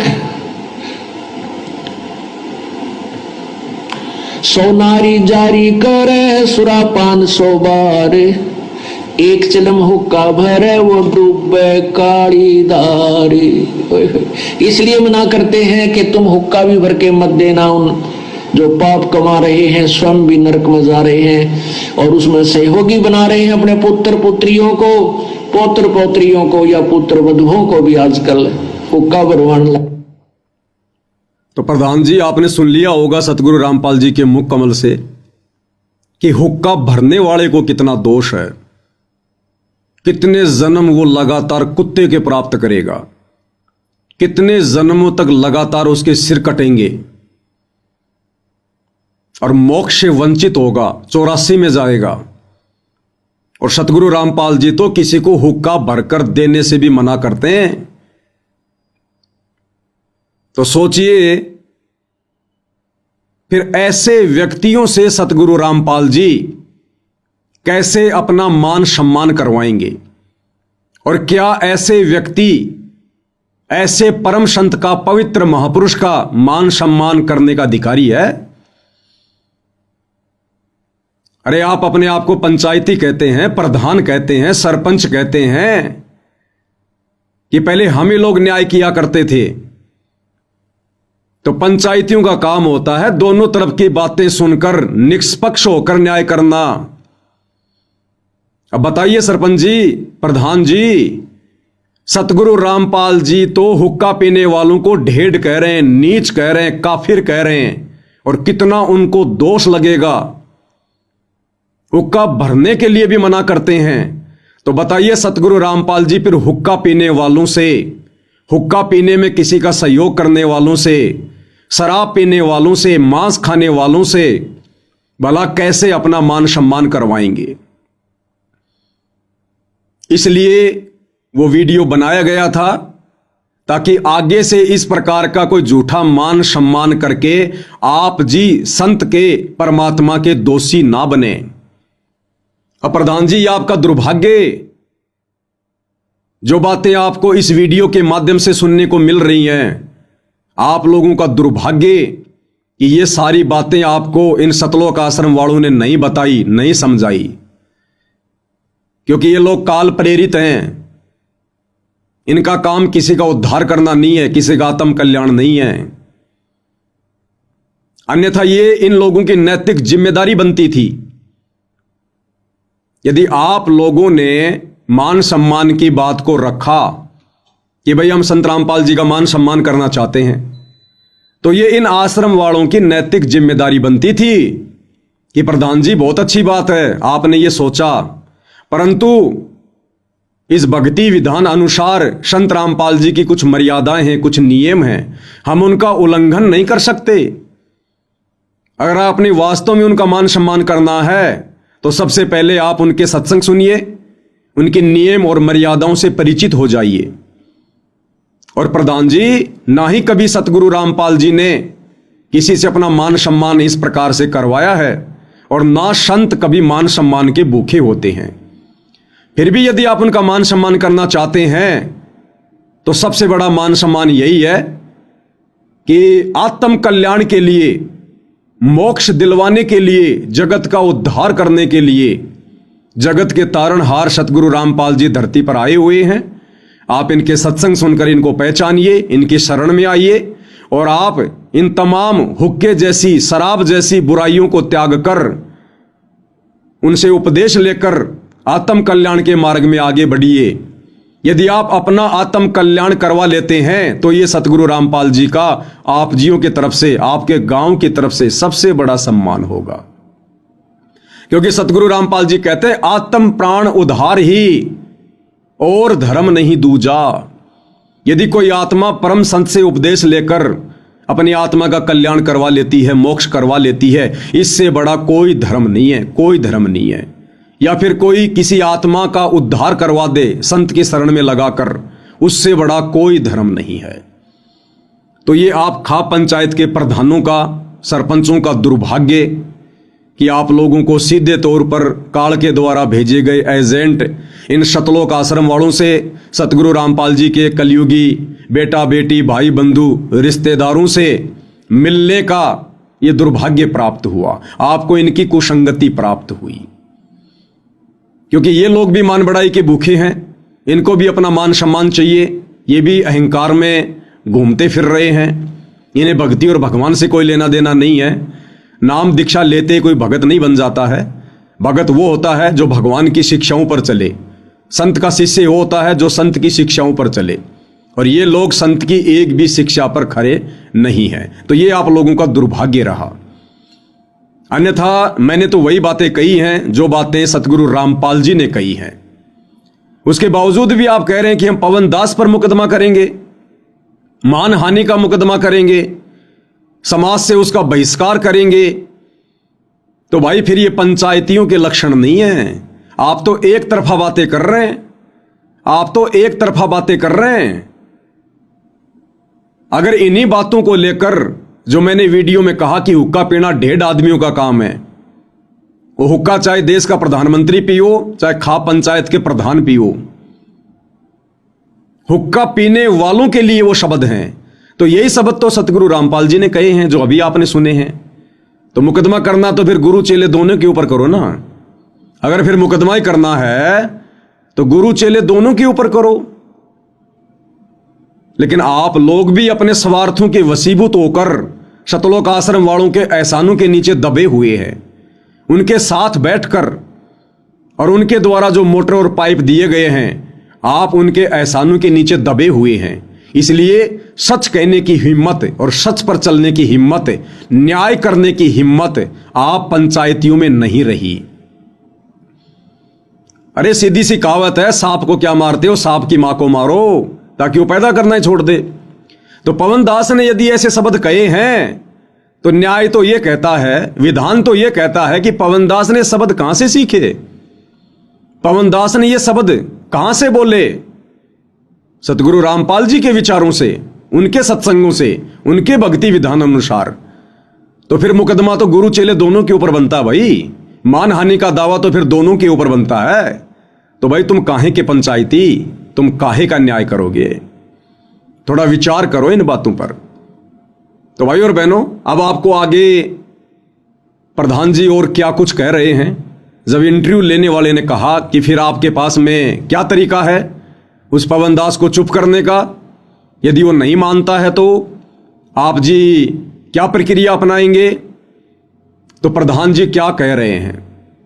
प्रधान जी कह रहे हैं कि हमारे पास में बहुत सारे हथकंडे हैं, लेकिन वो हथकंडे फिलहाल हम अपनाना नहीं चाहते। कौन से हथकंडे? गुंडागर्दी के, मार पिटाई के। कह रहे बहुत सारे हथकंडे हैं, लेकिन फिलहाल हम उस पवन दास से इस वीडियो के माध्यम से ये बात पहुंचाना चाहते हैं कि वो माफी मांग ले, अन्यथा हम उसका समाज से बहिष्कार भी कर सकते हैं। हम उस पवन दास का समाज से बहिष्कार भी कर सकते हैं और मानहानि का दावा तो अंत में उसके ऊपर ठोका ही ठोका जाएगा। तो प्रधान जी के और क्या कुछ विचार हैं, आप जी स्वयं सुन लीजिएगा। न्याय की तो यह बात से मारा बहुत गणे हथकंडे है। हम कोई ऐसा काम शुरू में पहले जट नहीं करना चाहते जिससे हमारा कान भी आंगली उठे, नहीं तो सामाजिक बहिष्कार हम कर दिया। भाई इतना कानून कार्रवाई हम कर सका, हम हर चीज में सक्षम है, लेकिन उसने 5-4 दिन का टाइम दिया है। सार्वजनिक रूप से आ गए और माफी मांगे तो ठीक है, नहीं उसके खिलाफ जो मानहानि का दावा हम जरूर गिराएंगे। तो प्रधान जी क्या कह रहे हैं कि हमारे पास में बहुत सारे हथकंडे हैं, समाज से बहिष्कार उसका हम कर सकते हैं, मानहानि का दावा हम करेंगे। तो प्रधान जी से मेरी विनम्र प्रार्थना है, विनती है, प्रधान जी आप क्या मुझ पवन दास का और सतगुरु रामपाल जी के सच्चे शिष्यों का बहिष्कार करेंगे? आप कौन से समाज से हमारा बहिष्कार करेंगे?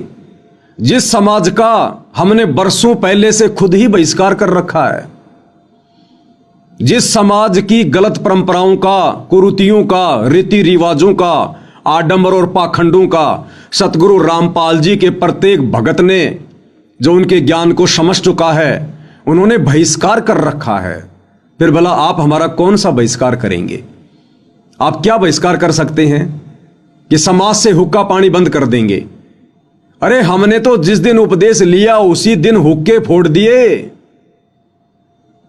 हमने वो ढेढ़ कर्म, वो नीच कर्म उसी दिन त्याग दिया। बीड़ी सिगरेट पीना, हुक्का पीना, तंबाकू सेवन करना, मांस मदिरा का सेवन करना।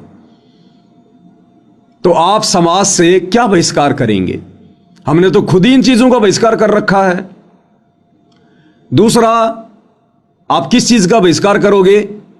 शादी विवाह में आना जाना, आप यहां से लोगों का बहिष्कार करते हैं कि जो व्यक्ति पंचायत की बात नहीं मानेगा, किसी भी शादी विवाह में आना जाना बंद, यानी समाज से उसका बहिष्कार किया जाता है। अरे जिस दिन सतगुरु रामपाल जी का भगत उनसे उपदेश ले लेता है, उसी दिन से वो इन फालतू की परंपराओं को त्याग देता है। शादी विवाह में आना जाना, शामिल होना उसी दिन से त्याग देता है। इन गंदी परंपराओं का बहिष्कार कर देता है, जिन परंपराओं ने समाज को कर्जे के नीचे दबा रखा है। उसी दिन से भात भरना, भात में जाना, भात में पाटड़े पर चढ़ना, पीलिया लेना या देना, इन सभी कुप्रथाओं का, कुपरंपराओं का सतगुरु रामपाल जी के भक्तों ने वर्षों से बहिष्कार कर रखा है। फिर भला आप अब क्या नया बहिष्कार करेंगे? ये होली मनाना, दिवाली मनाना, मकर संक्रांति मनाना, कोई भी त्योहार मनाना, ये सतगुरु रामपाल जी के भक्तों ने वर्षों पहले त्याग रखा है, बहिष्कार कर रखा है इन त्योहारों का, जो कि भक्ति में बाधक हैं। तो आप जी क्या बहिष्कार करेंगे? कहां से बहिष्कार करेंगे? आप सोच भी नहीं सकते समाज की उन प्रथाओं को, परंपराओं को, कुरीतियों को सतगुरु रामपाल जी के भक्तों ने वर्षों पहले त्याग रखा है, उनका बहिष्कार कर रखा है। बीड़ी, सिगरेट, गुटखा, हुक्का, बीड़ी, ये जितने भी दुर्व्यसन हैं, नशे हैं, सतगुरु रामपाल जी का भगत उपदेश लेते ही सबसे पहले इनका बहिष्कार करता है। तो प्रधान जी, समाज में फैली जिन जिन इन बुराइयों से, इन प्रथाओं से, आडंबरों से आप और आपका समाज भी दूर नहीं है। सतगुरु रामपाल जी का भगत नाम उपदेश लेते ही सर्वप्रथम उनका बहिष्कार कर देता है। तो हमने तो खुद ही समाज को बहिष्कृत कर रखा है, फिर भला समाज हमारा क्या बहिष्कार करेगा? कभी ध्यान से संत जी के प्रवचन सुनिए, सत्संग सुनिए, उनकी नियम और मर्यादाओं के विषय में जानिए। जब प्रथम बार कोई संत रामपाल जी से उपदेश लेता है तो 21 नियम है। आपने ज्ञान गंगा पुस्तक पढ़ी होगी, अगर इन लोगों ने आपको दी होगी तो, आश्रम वालों ने, उसमें 21 सूत्रीय नियम है। सबसे पहले सतगुरु रामपाल जी इन बुराइयों का बहिष्कार करवाते हैं जो समाज के लिए अभिशाप है, समाज के लिए जहर है। उसके बाद 4 महीने के उपरांत सतगुरु रामपाल जी दूसरा नाम सतनाम देते हैं। 21 नियमों के अलावा उसमें 34 नियम हैं। आप और आपका समाज तो उन नियम के विषय में जानता भी नहीं है, जिनका बहिष्कार सतगुरु रामपाल जी के भक्तों ने वर्षों पहले से कर रखा है। तो प्रधान जी, आप कहां कहां से हमारा बहिष्कार करेंगे? हमने तो पहले समाज का बहिष्कार कर रखा है। दूसरी बात, आप कह रहे हैं कि मानहानि का दावा ठोकेंगे। कहां ठोकोगे? कोर्ट में, न्यायालय में। अरे सरपंच जी, आप क्या बोल रहे हैं? लोग आपको सुन रहे हैं, लोग आपको देख रहे हैं। आपकी करनी और कथनी में रात दिन का अंतर हो रहा है। एक तरफ तो आप कहते हैं हम पंचायती हैं, खा पंचायत, जिसका जिक्र बीबीसी लंदन तक है, और जो न्याय हम कर देंगे वो कोई नहीं कर सकता। हम समाज से बहिष्कार भी कर सकते हैं। और दूसरी तरफ आप कह रहे हैं कि हम पवन दास के ऊपर मुकदमा ठोकेंगे। मुकदमा कहां ठोका जाएगा? कोर्ट में, न्यायालय में। फिर आपकी पंचायत क्या रह गई? फिर आप काहे के पंचायती? और क्या वजूद रह गया आपकी महम 24 खा पंचायत का? अरे पंचायतें तो अपना निर्णय स्वयं करती हैं, और आप कह रहे हो कि हम मुकदमा ठोकेंगे मानहानि का। तो आपकी पंचायत का फिर क्या वजूद रह गया, जब आप पंचायतियों को भी पवन दास पर मुकदमा ठोकने के लिए कोर्ट में जाना पड़ रहा है? तो कौन सी न्याय प्रणाली बड़ी होगी? महम 24 खा पंचायत या फिर ये कोर्ट वाली पंचायत, जो उन पंचायतियों को भी कोर्ट में जाना पड़ रहा है? फिर आपकी पंचायत का क्या वजूद रह गया प्रधान जी? अरे पंचायतें तो अपनी परंपरा को बनाए रखते हैं, जो भी निर्णय होता है अपने स्तर पर करते हैं, कोर्ट का सहारा नहीं लेते। और यदि वर्तमान में कोर्ट का सहारा लेना पड़ रहा है तो छोड़ दो फिर अपनी झूठी पंचायतों को। केवल नाम रह गया, फॉर्मेलिटी रह गई। तो आप जी क्या कह रहे हैं और क्या करने जा रहे हैं, आप स्वयं अपनी करनी और कथनी के अंतर को देख सकते हैं। इसके बाद भाई और बहनों, खा पंचायत के एक दूसरे व्यक्ति जिनका नाम रामपाल राठी है, जो अपने आप को जनरल सेक्रेटरी बताते हैं खा पंचायत का, उनके भी विचार सुन लेते हैं। वो क्या कुछ कह रहे हैं मुझ पवन दास के वीडियो के ऊपर, उसके बाद उस पर भी स्पष्टीकरण देंगे। मैं रामपाल राठी 24 सर्व खा पंचायत का जनरल सेक्रेटरी। 2 दिन से विशेष वीडियो लोगों ने हमारे पास फोन भी किए, वीडियो भी दिखाई। को पवन दास नाम का व्यक्ति है, महाराज जी की भी फोटो कैल से उठा लेता है और ये कहता है भाई ये हुक्का तो पंचायत का दादा लाई है, ये पियोगे। और हुक्का पीने वाले नीच होते हैं, ढेड होते हैं, घटिया होते हैं। इस प्रकार से जो उन्होंने बातें की हैं, ये 24 खाब जो है ऑल इंडिया क्या BBC लंदन तक इसकी चर्चाएं थी। लेकिन इस महान खाप जो 24 की आज देश में जिक्रा भी चलता है, उसी खाप के ऊपर टीका टिप्पणी करने से दूसरी खाप भी जो खापों के प्रधान आए हुए थे सम्मान समारोह, उनके भी फोन आए, भाई ये रामपाल के चेले इस तरह भड़काने लग रहे हैं, खापा की बेइज्जती करने लग रहे हैं, आपने क्यों सम्मान किया। हमने अपनी खापों को तो जवाब दे दिया कि भाई हमने हमारी 24 खाप में कोई गांव ऐसा नहीं था जहां पानी नहीं चढ़ा हुआ था, और किसान मजदूर की एक फसल मर जाना तो दूसरी फसल बुआई नहीं हो तो सारे साल की उसका गुजारा होना मुश्किल हो जाता था। इस वजह से हमने बहुत बड़ा शान माना महाराज जी का कि दूसरी फसल बो जाएगी या तो मरेगी, दूसरी फसल बोने में को बच्चा न पढ़ा लेगा, हरी बीमारी का इलाज करा लेगा, को बालक न ब्याह लेगा।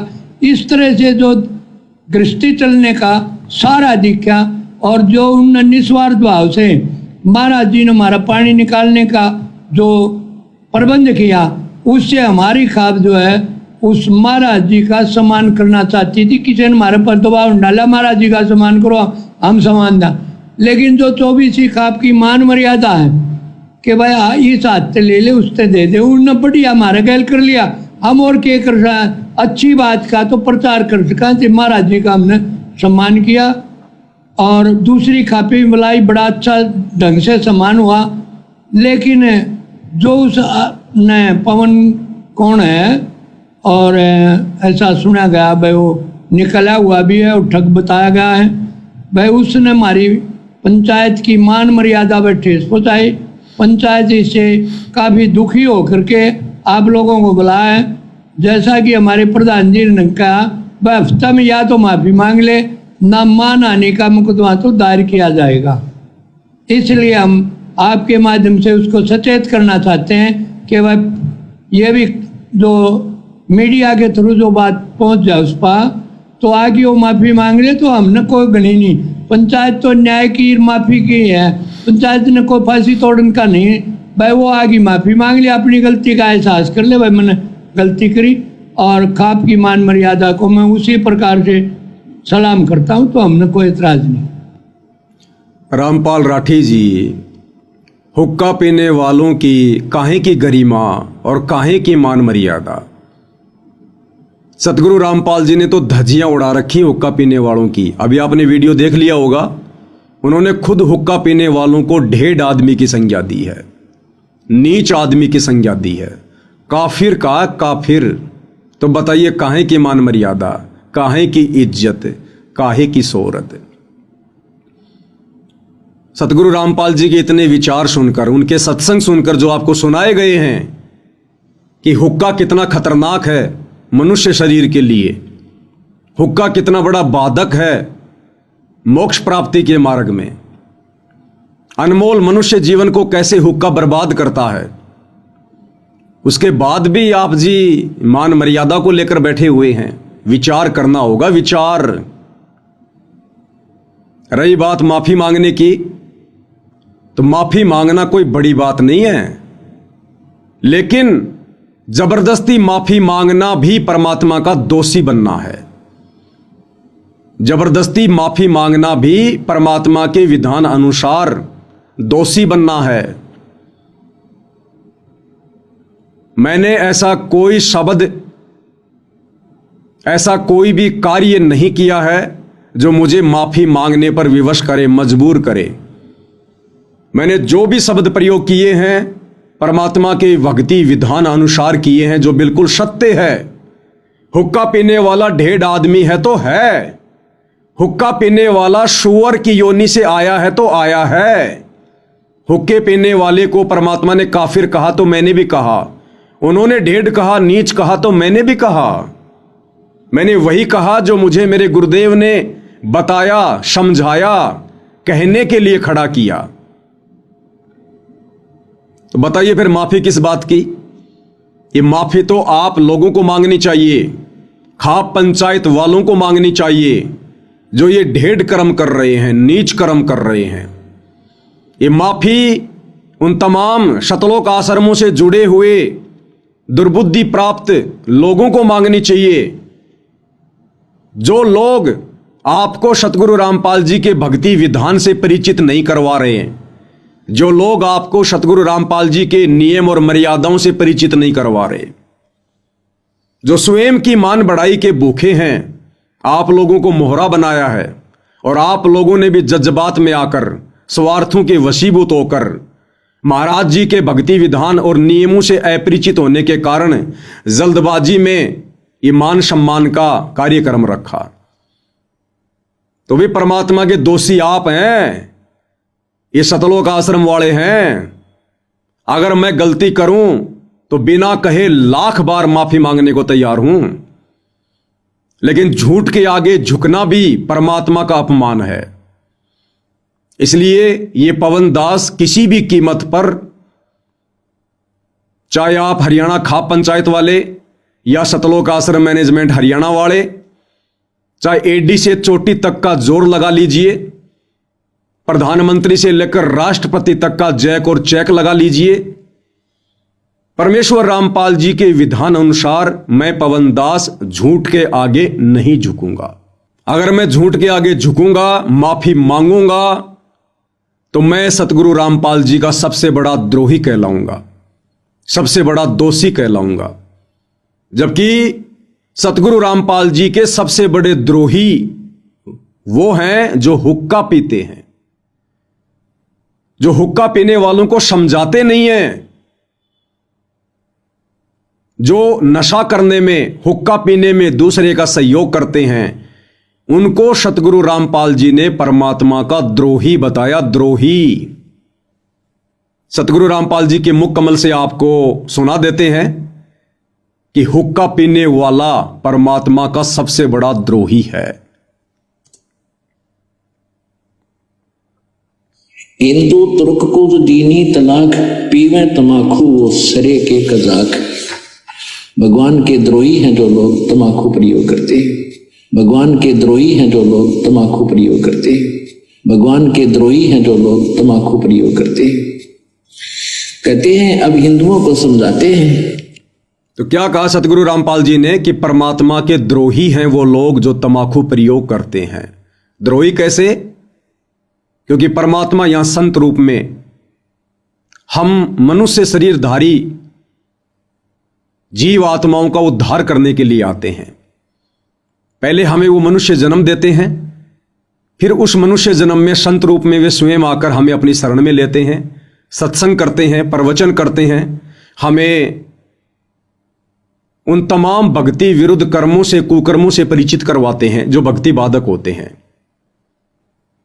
और उसके बावजूद भी जो व्यक्ति इन बुराइयों को नहीं त्यागता है, तो वो परमात्मा का सबसे बड़ा द्रोही होता है, सबसे बड़ा दोषी होता है वो। अब आगे सतगुरु रामपाल जी परमात्मा कह रहे हैं कि एक तरफ तो तुम अपने आप को हिंदू कहलाते हो कि हम हिंदू हैं, हम सनातनी हैं, और गाय को अपनी माता का दर्जा देकर बैठे हैं कि गाय हमारी माता है, गाय हमारी माता है। प्रधान जी, आगे इस सत्संग को ध्यान से सुनना जो सतगुरु रामपाल जी सुना रहे हैं। आप हुक्का पीने वाले, तमाकू पीने वाले, बीड़ी सिगरेट पीने वाले लोग गाय का खून पी रहे, गाय का खून। अरे हिंदू समाज में गाय को मारकर खाने वाला, गाय का मांस खाने वाला व्यक्ति कितना बड़ा दोषी होता है, कितना बड़ा परमात्मा का द्रोही होता है। ऐसे व्यक्ति का समाज से बहिष्कार कर दिया जाता है, लोग उससे नफरत करने लगते हैं जो व्यक्ति गाय का मांस खाता है। और आप हुक्का पीने वाले, आप लोग गाय का खून पी रहे, गाय का खून। आप लोगों को यही नहीं पता कि यह तमाकू बना कैसे है, तमाकू के बीज की उत्पत्ति हुई कैसे है, और ना आपको ये सतलोक आश्रम वाले बता रहे। अब सतगुरु रामपाल जी बताएंगे, सत्संग ध्यान से सुनिए। आप काहे के पंचायती हैं, काहे के प्रधान जी हैं आप? ये मनुष्य जन्म परमात्मा ने प्रधानी करने के लिए नहीं दिया। न्याय करने वाला धरती पर आ चुका है, परमपिता परमात्मा सतगुरु रामपाल जी भगवान। ये कर्मों के अनुसार न्याय होगा। अब जैसे ये प्रकृति आप लोगों के साथ में न्याय कर रही है, ये गांव में बाढ़ आई, फसल बर्बाद हो गई, ये प्रकृति न्याय कर रही है कर्मों का। अभी तो ना जाने कितने कर्म बाकी हैं जिनका प्रभाव आप लोगों पे पड़ेगा, देश दुनिया पर पड़ेगा, क्योंकि वर्तमान में सारी दुनिया युग परिवर्तन के दौर से गुजर रही है। 2028 निर्धारित समय है। हर प्रकार से प्रकृति तांडव मचाएगी। अभी तो ढंग से शुरुआत भी नहीं है। अतिवृष्टि, अनावृष्टि, ओलावृष्टि, सूखा, बाढ़, महामारियां, युद्ध, गृह युद्ध। अभी आपने देखा क्या है? अभी तो खाली एक बांध का पानी छोड़ा गया है जिसमें गांव के गांव डूब गए। जिस दिन वो बांध टूटेंगे उस दिन क्या होगा? वो मोटर और पाइप वो जमीन के नीचे धरे के धरे रह जाएंगे। ये आश्रम वाले कोई मदद नहीं कर पाएंगे, खुद की भी नहीं कर पाएंगे। उन कर्मों से आप लोगों को कौन बचाएगा? ये परमात्मा बचाएगा, सतगुरु रामपाल जी भगवान बचाएगा। और कब बचाएगा? जब आप उनके शरण में आओगे, हुक्के जैसे नीच कर्म को त्याग दोगे, हुक्के को फोड़ के घर से बाहर फेंक दोगे, उनके शरण में आकर शत भक्ति करोगे। तो एक तरफ तो आप अपने आप को पंचायती कह रहे हैं, अपने आप को सनातनी कहते हैं, हिंदू कहते हैं, और रोजाना आप लोग तमाकू के माध्यम से गाय का खून पी रहे हैं, गाय का खून। सतगुरु रामपाल जी अपने ही पुराणों से दिखा रहे हैं, बता रहे हैं कि तमाकू की उत्पत्ति गाय के खून से हुई है, गाय के खून से। तो बताइए सरपंच जी, प्रधान जी, ये मानहानि का दावा आपके ऊपर नहीं बनता क्या? इन हुक्का पीने वालों के ऊपर नहीं बनता क्या? बीड़ी सिगरेट पीने वालों के ऊपर नहीं बनता क्या? अरे गाय तो आपकी भी मां है, और यदि आपकी मां का कोई खून पिएगा, तमाकू पिएगा, तो क्या आप उसके ऊपर मानहानि का दावा नहीं करोगे? और यदि आप हुक्का पी रहे हैं, अपनी मां का खून पी रहे हैं, गाय का खून पी रहे हैं, तो क्या कोई आपके ऊपर मानहानि का दावा करने का अधिकारी नहीं है? तो भाई पहले पंचायती बनो, और उसके लिए सबसे पहले सतगुरु रामपाल जी के सत्संग सुनो, उनके प्रवचन सुनो। परमात्मा कहते हैं भक्ति बिना नर और खर एक है। भक्ति यानी ज्ञान। कौन सा ज्ञान?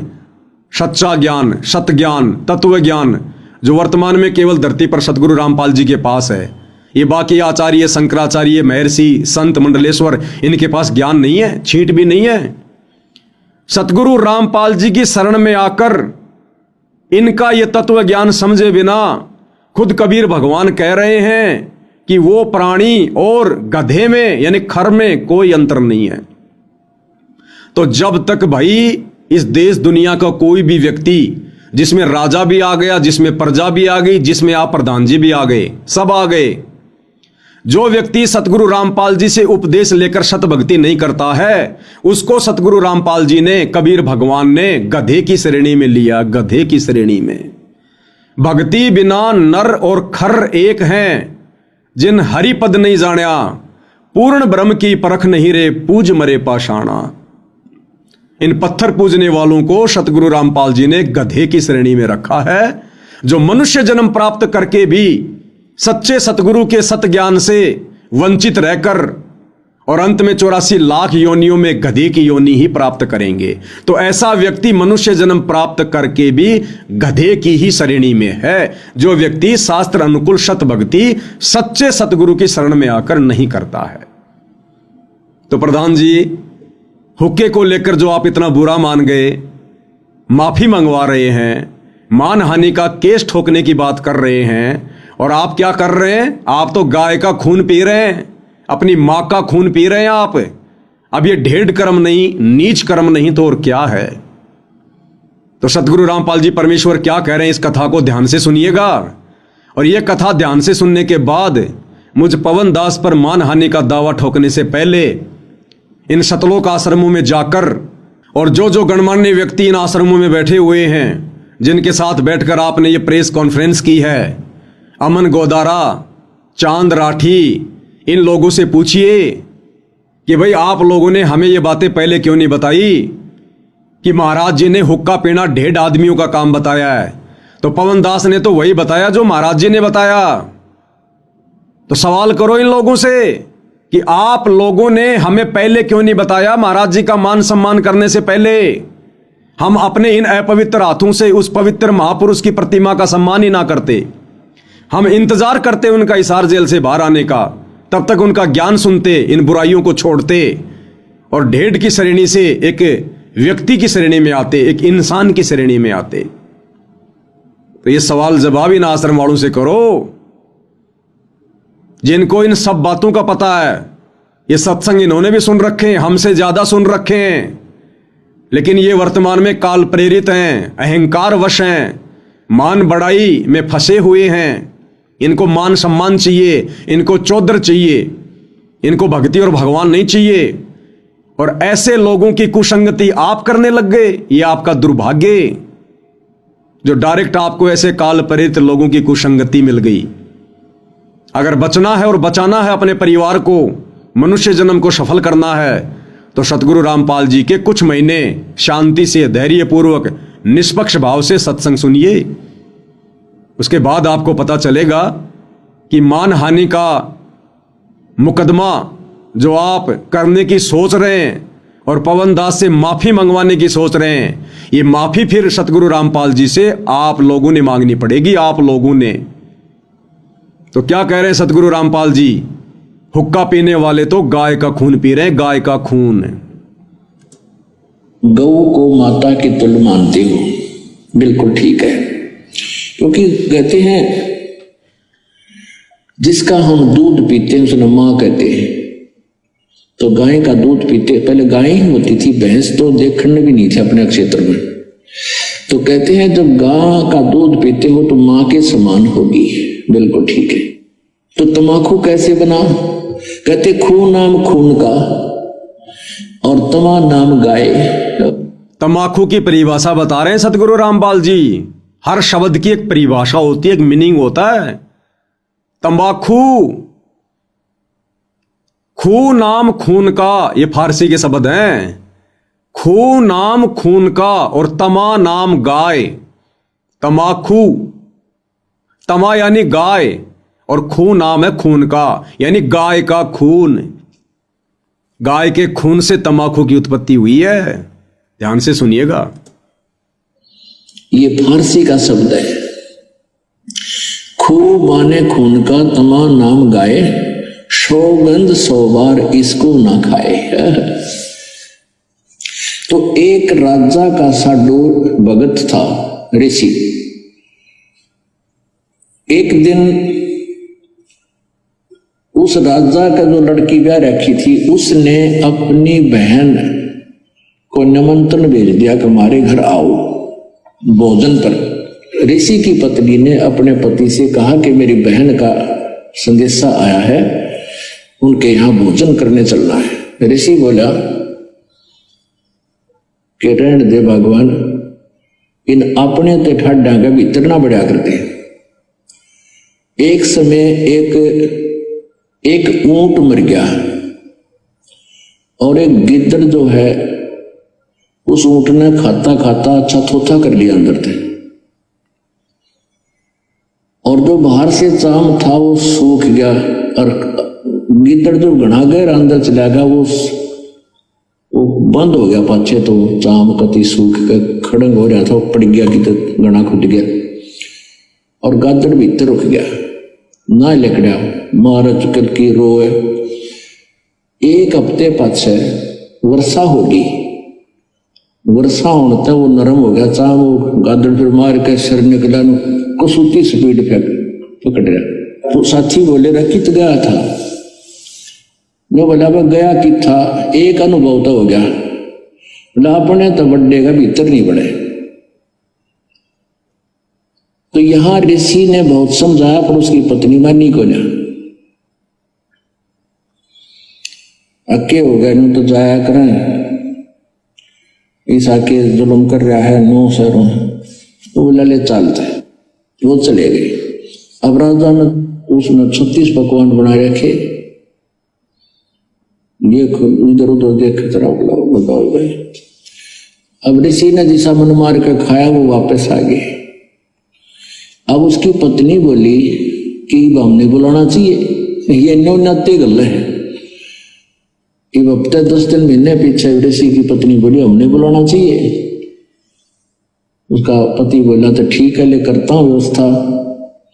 तो उसने, क्योंकि संत के भगत के पास कमाई होती है अपने भक्ति की, धर्म पुण्य की, तो उसने ऊपर स्वर्ग में अपनी सुरती लाई, टेलीफोन किया तो स्वर्ग से एक कामधेनु मंगा ली। कामधेनु गाय जो मनोकामना पूर्ण करती है।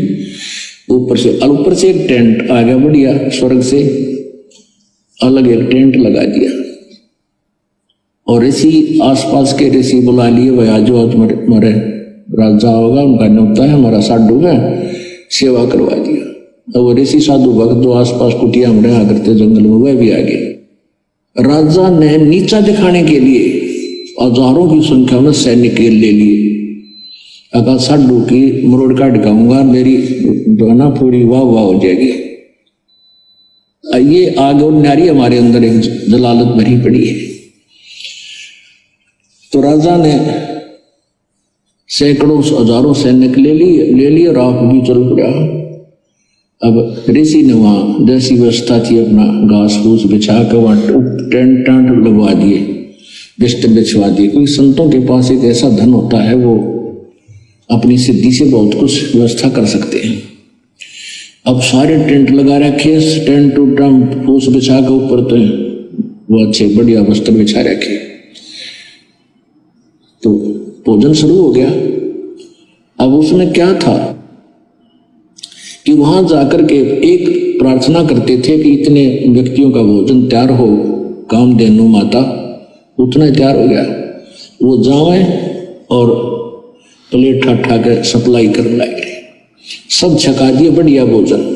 राजा ने सोचा भाई वो भिखारी आदमी घास फूस खानिया और इतने बढ़िया भोजन ये लाया कहां से? हर प्रकार के जैसे राजा ने पकवान बनाए थे उसी टाइप के आइटम, पर उनसे भी स्वादिष्ट। जब सब खाना वाना खा लिया, राजा ने पूछा भाई कहां से लाए ये भोजन, कहां से बनवाया आपने? तो उसने कहा राजन मैंने स्वर्ग से अपनी कमाई मत है, अपने पुण्य डिपॉजिट करवा के वहां से मंगाई है। एक कामधेनु है, इस कामधेनु गाय में इतनी वो है कि कितना ही भोजन करने गया पूरी सेना भी जमाई जा सकती है। मेरे पास कई लाख सेना, बोला जी सारी सेना पूरी पृथ्वी ने भी जमा ले, चाहे इस तरह खाना खिला दे। राजा बोला सैनिकों इस गाय को छीन लो।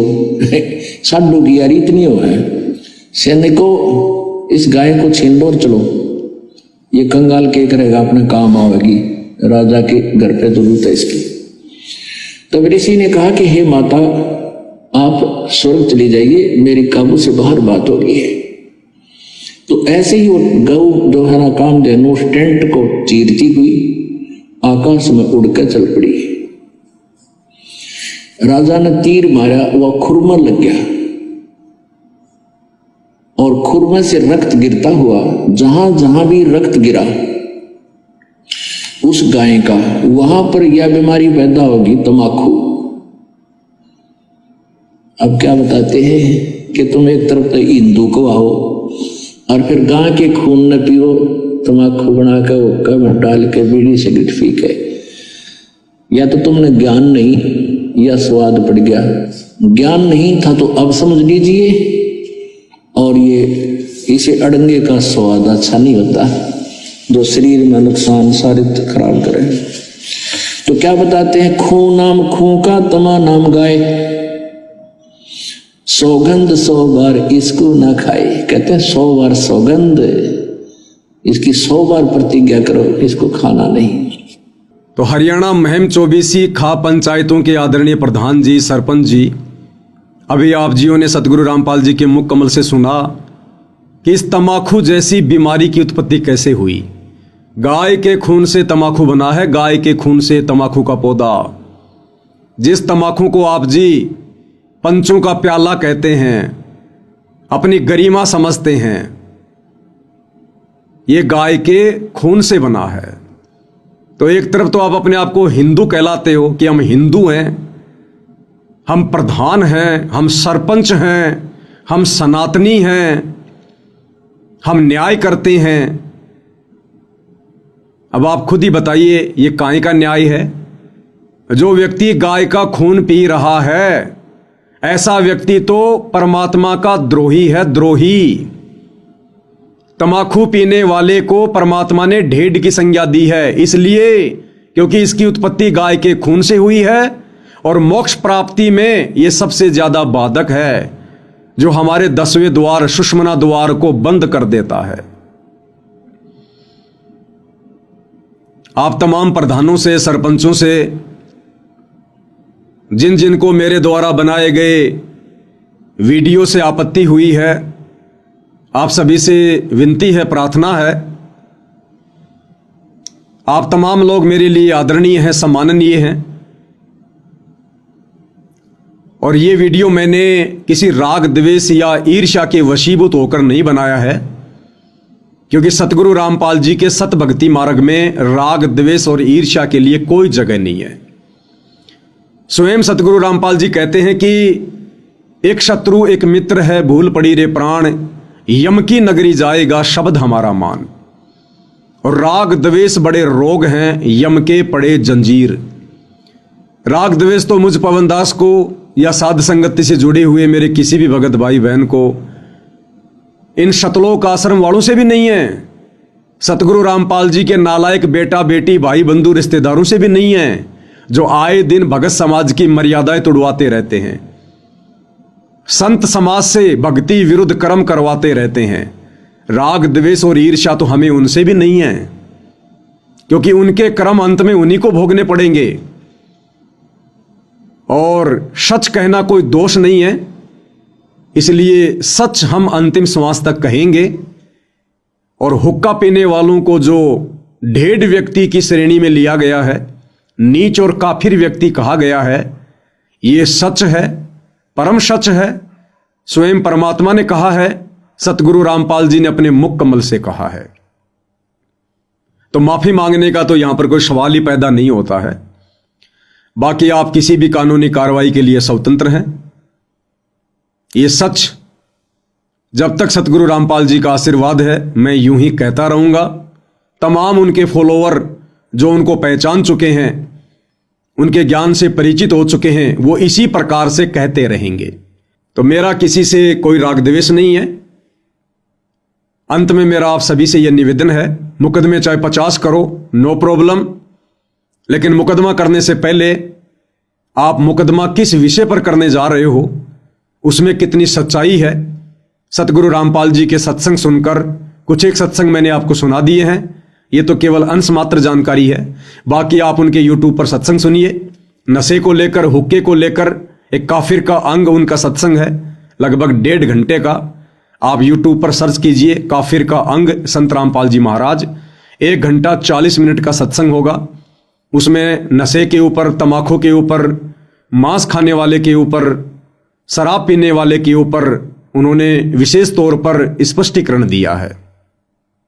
उसके बाद आप जी कोई कदम उठाना, अन्यथा आज आप खाप पंचायत के प्रधान जो मुझ पवनदास के ऊपर मानहानि का बेबुनियादी मुकदमा ठोकने जा रहे हैं, मेरा तो इस मुकदमे से कुछ भी नहीं बिगड़ेगा, कुछ भी नहीं बिगड़ेगा।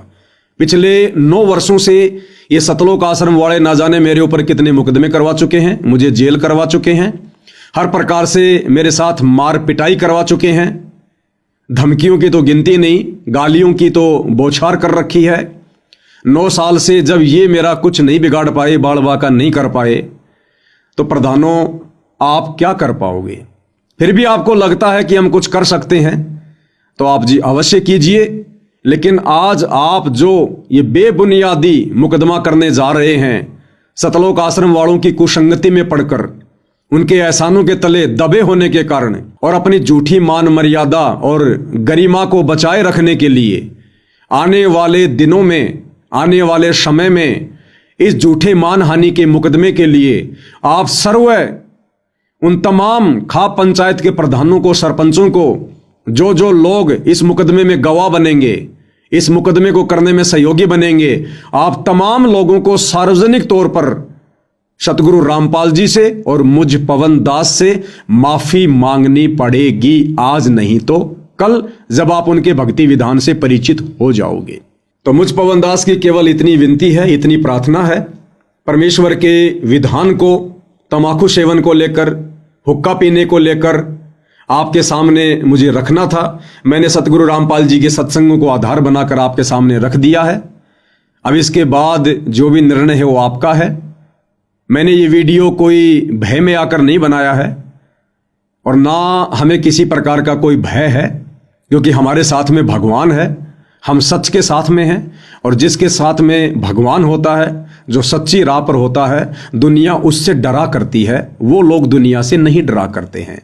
तो ये वीडियो मैंने एक बार जो पुनः बनाया है, ये आप लोगों को फिर से परमात्मा का दोही बनने से बचाने के लिए बनाया है। ये झूठा मानहानि का मुकदमा करके आप अपने और अधिक ये कर्म ना बिगाड़ो, ना फोड़ो। पहले से आप लोगों के इतने ये कर्म बिगड़े हुए हैं कि आप लोगों के ऊपर आपत्ति आ रही है।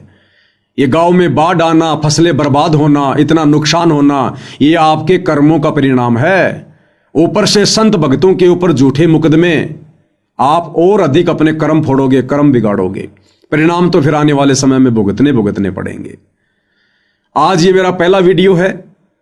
कल का वीडियो सतलोक आश्रम वालों के ऊपर होगा। वो सतलोक आश्रम वाले जो इस प्रेस कॉन्फ्रेंस में आप लोगों के साथ में बैठे हैं, जो आप लोगों को भड़का रहे हैं, आप लोगों को उकसा रहे हैं अपने धार्मिक धंधे के लिए कि पवन दास को जेल में करवा दिया जाएगा तो हमारा धार्मिक धंधा बढ़िया चलेगा, अच्छा चलेगा। संगत को कोई सच्चाई बताने वाले नहीं रहेंगे। जो जो व्यक्ति सच्चाई बताएं उनके ऊपर झूठे मुकदमे लगाकर जेल में डलवा दो। कितनी बार डलवाओगे, कितने मुकदमे लगवाओगे? हमें परमात्मा की शरण प्राप्त है, हमारे ऊपर परमात्मा का आशीर्वाद है। सच हम यूं ही कहेंगे, हमने झूठ बहुत कही, बेहिसाब की कही। कब तक? जब तक हमें सच का पता नहीं था, सच्चे सतगुरु की शरण प्राप्त नहीं थी। भाई अब तो हम झूठ को सामने लाने के लिए और सच को सर्व समाज के सामने रखने के लिए अपना सिर भी कटवाना अपना सबसे बड़ा सम्मान समझेंगे। फिर ये छोटे मोटे मुकदमे, भला इनकी तो बिसात ही क्या है, इनकी तो औकात ही क्या है। तो भाई और बहनों, आज के वीडियो में केवल मैं इतना ही कहना चाहूंगा। बाकी फिर अगला वीडियो इन सतलोक आश्रम वालों के ऊपर होगा। इन्होंने किस प्रकार से इन पंचायत वालों को सच्चाई से दूर रखा और किस प्रकार से ये लोग सच कहने से डर रहे हैं, इस विषय पर हम विशेष विश्लेषण उन सतलोक आश्रम वालों के इंटरव्यू को आधार बनाकर कि उन्होंने अपने मुख से क्या कुछ इस प्रेस कॉन्फ्रेंस में कहा है, आपके सामने रखेंगे, बताएंगे। तो आज के इस वीडियो में मुझ पवन दास की एक कोशिश थी, सतगुरु रामपाल जी के आशीर्वाद से, उनके ज्ञान आधार से आप तमाम हरियाणा खाप पंचायत के उन प्रधानों को, सरपंचों को जो अभी सतगुरु रामपाल जी के ज्ञान और उनकी शरण से दूर हैं, ये मेरा एक पहला प्रयास था। आगे भी मेरा ये प्रयास आप भक्ति से भटके हुए भाई बहनों को समझाने का जारी रहेगा। तो अगले वीडियो का इंतजार करें। आज के वीडियो में केवल इतना ही। परमेश्वर रामपाल जी का आशीर्वाद हम सभी के ऊपर इसी प्रकार से बना रहे। बंदी छोड़ सतगुरु रामपाल जी परमेश्वर जी की जय हो।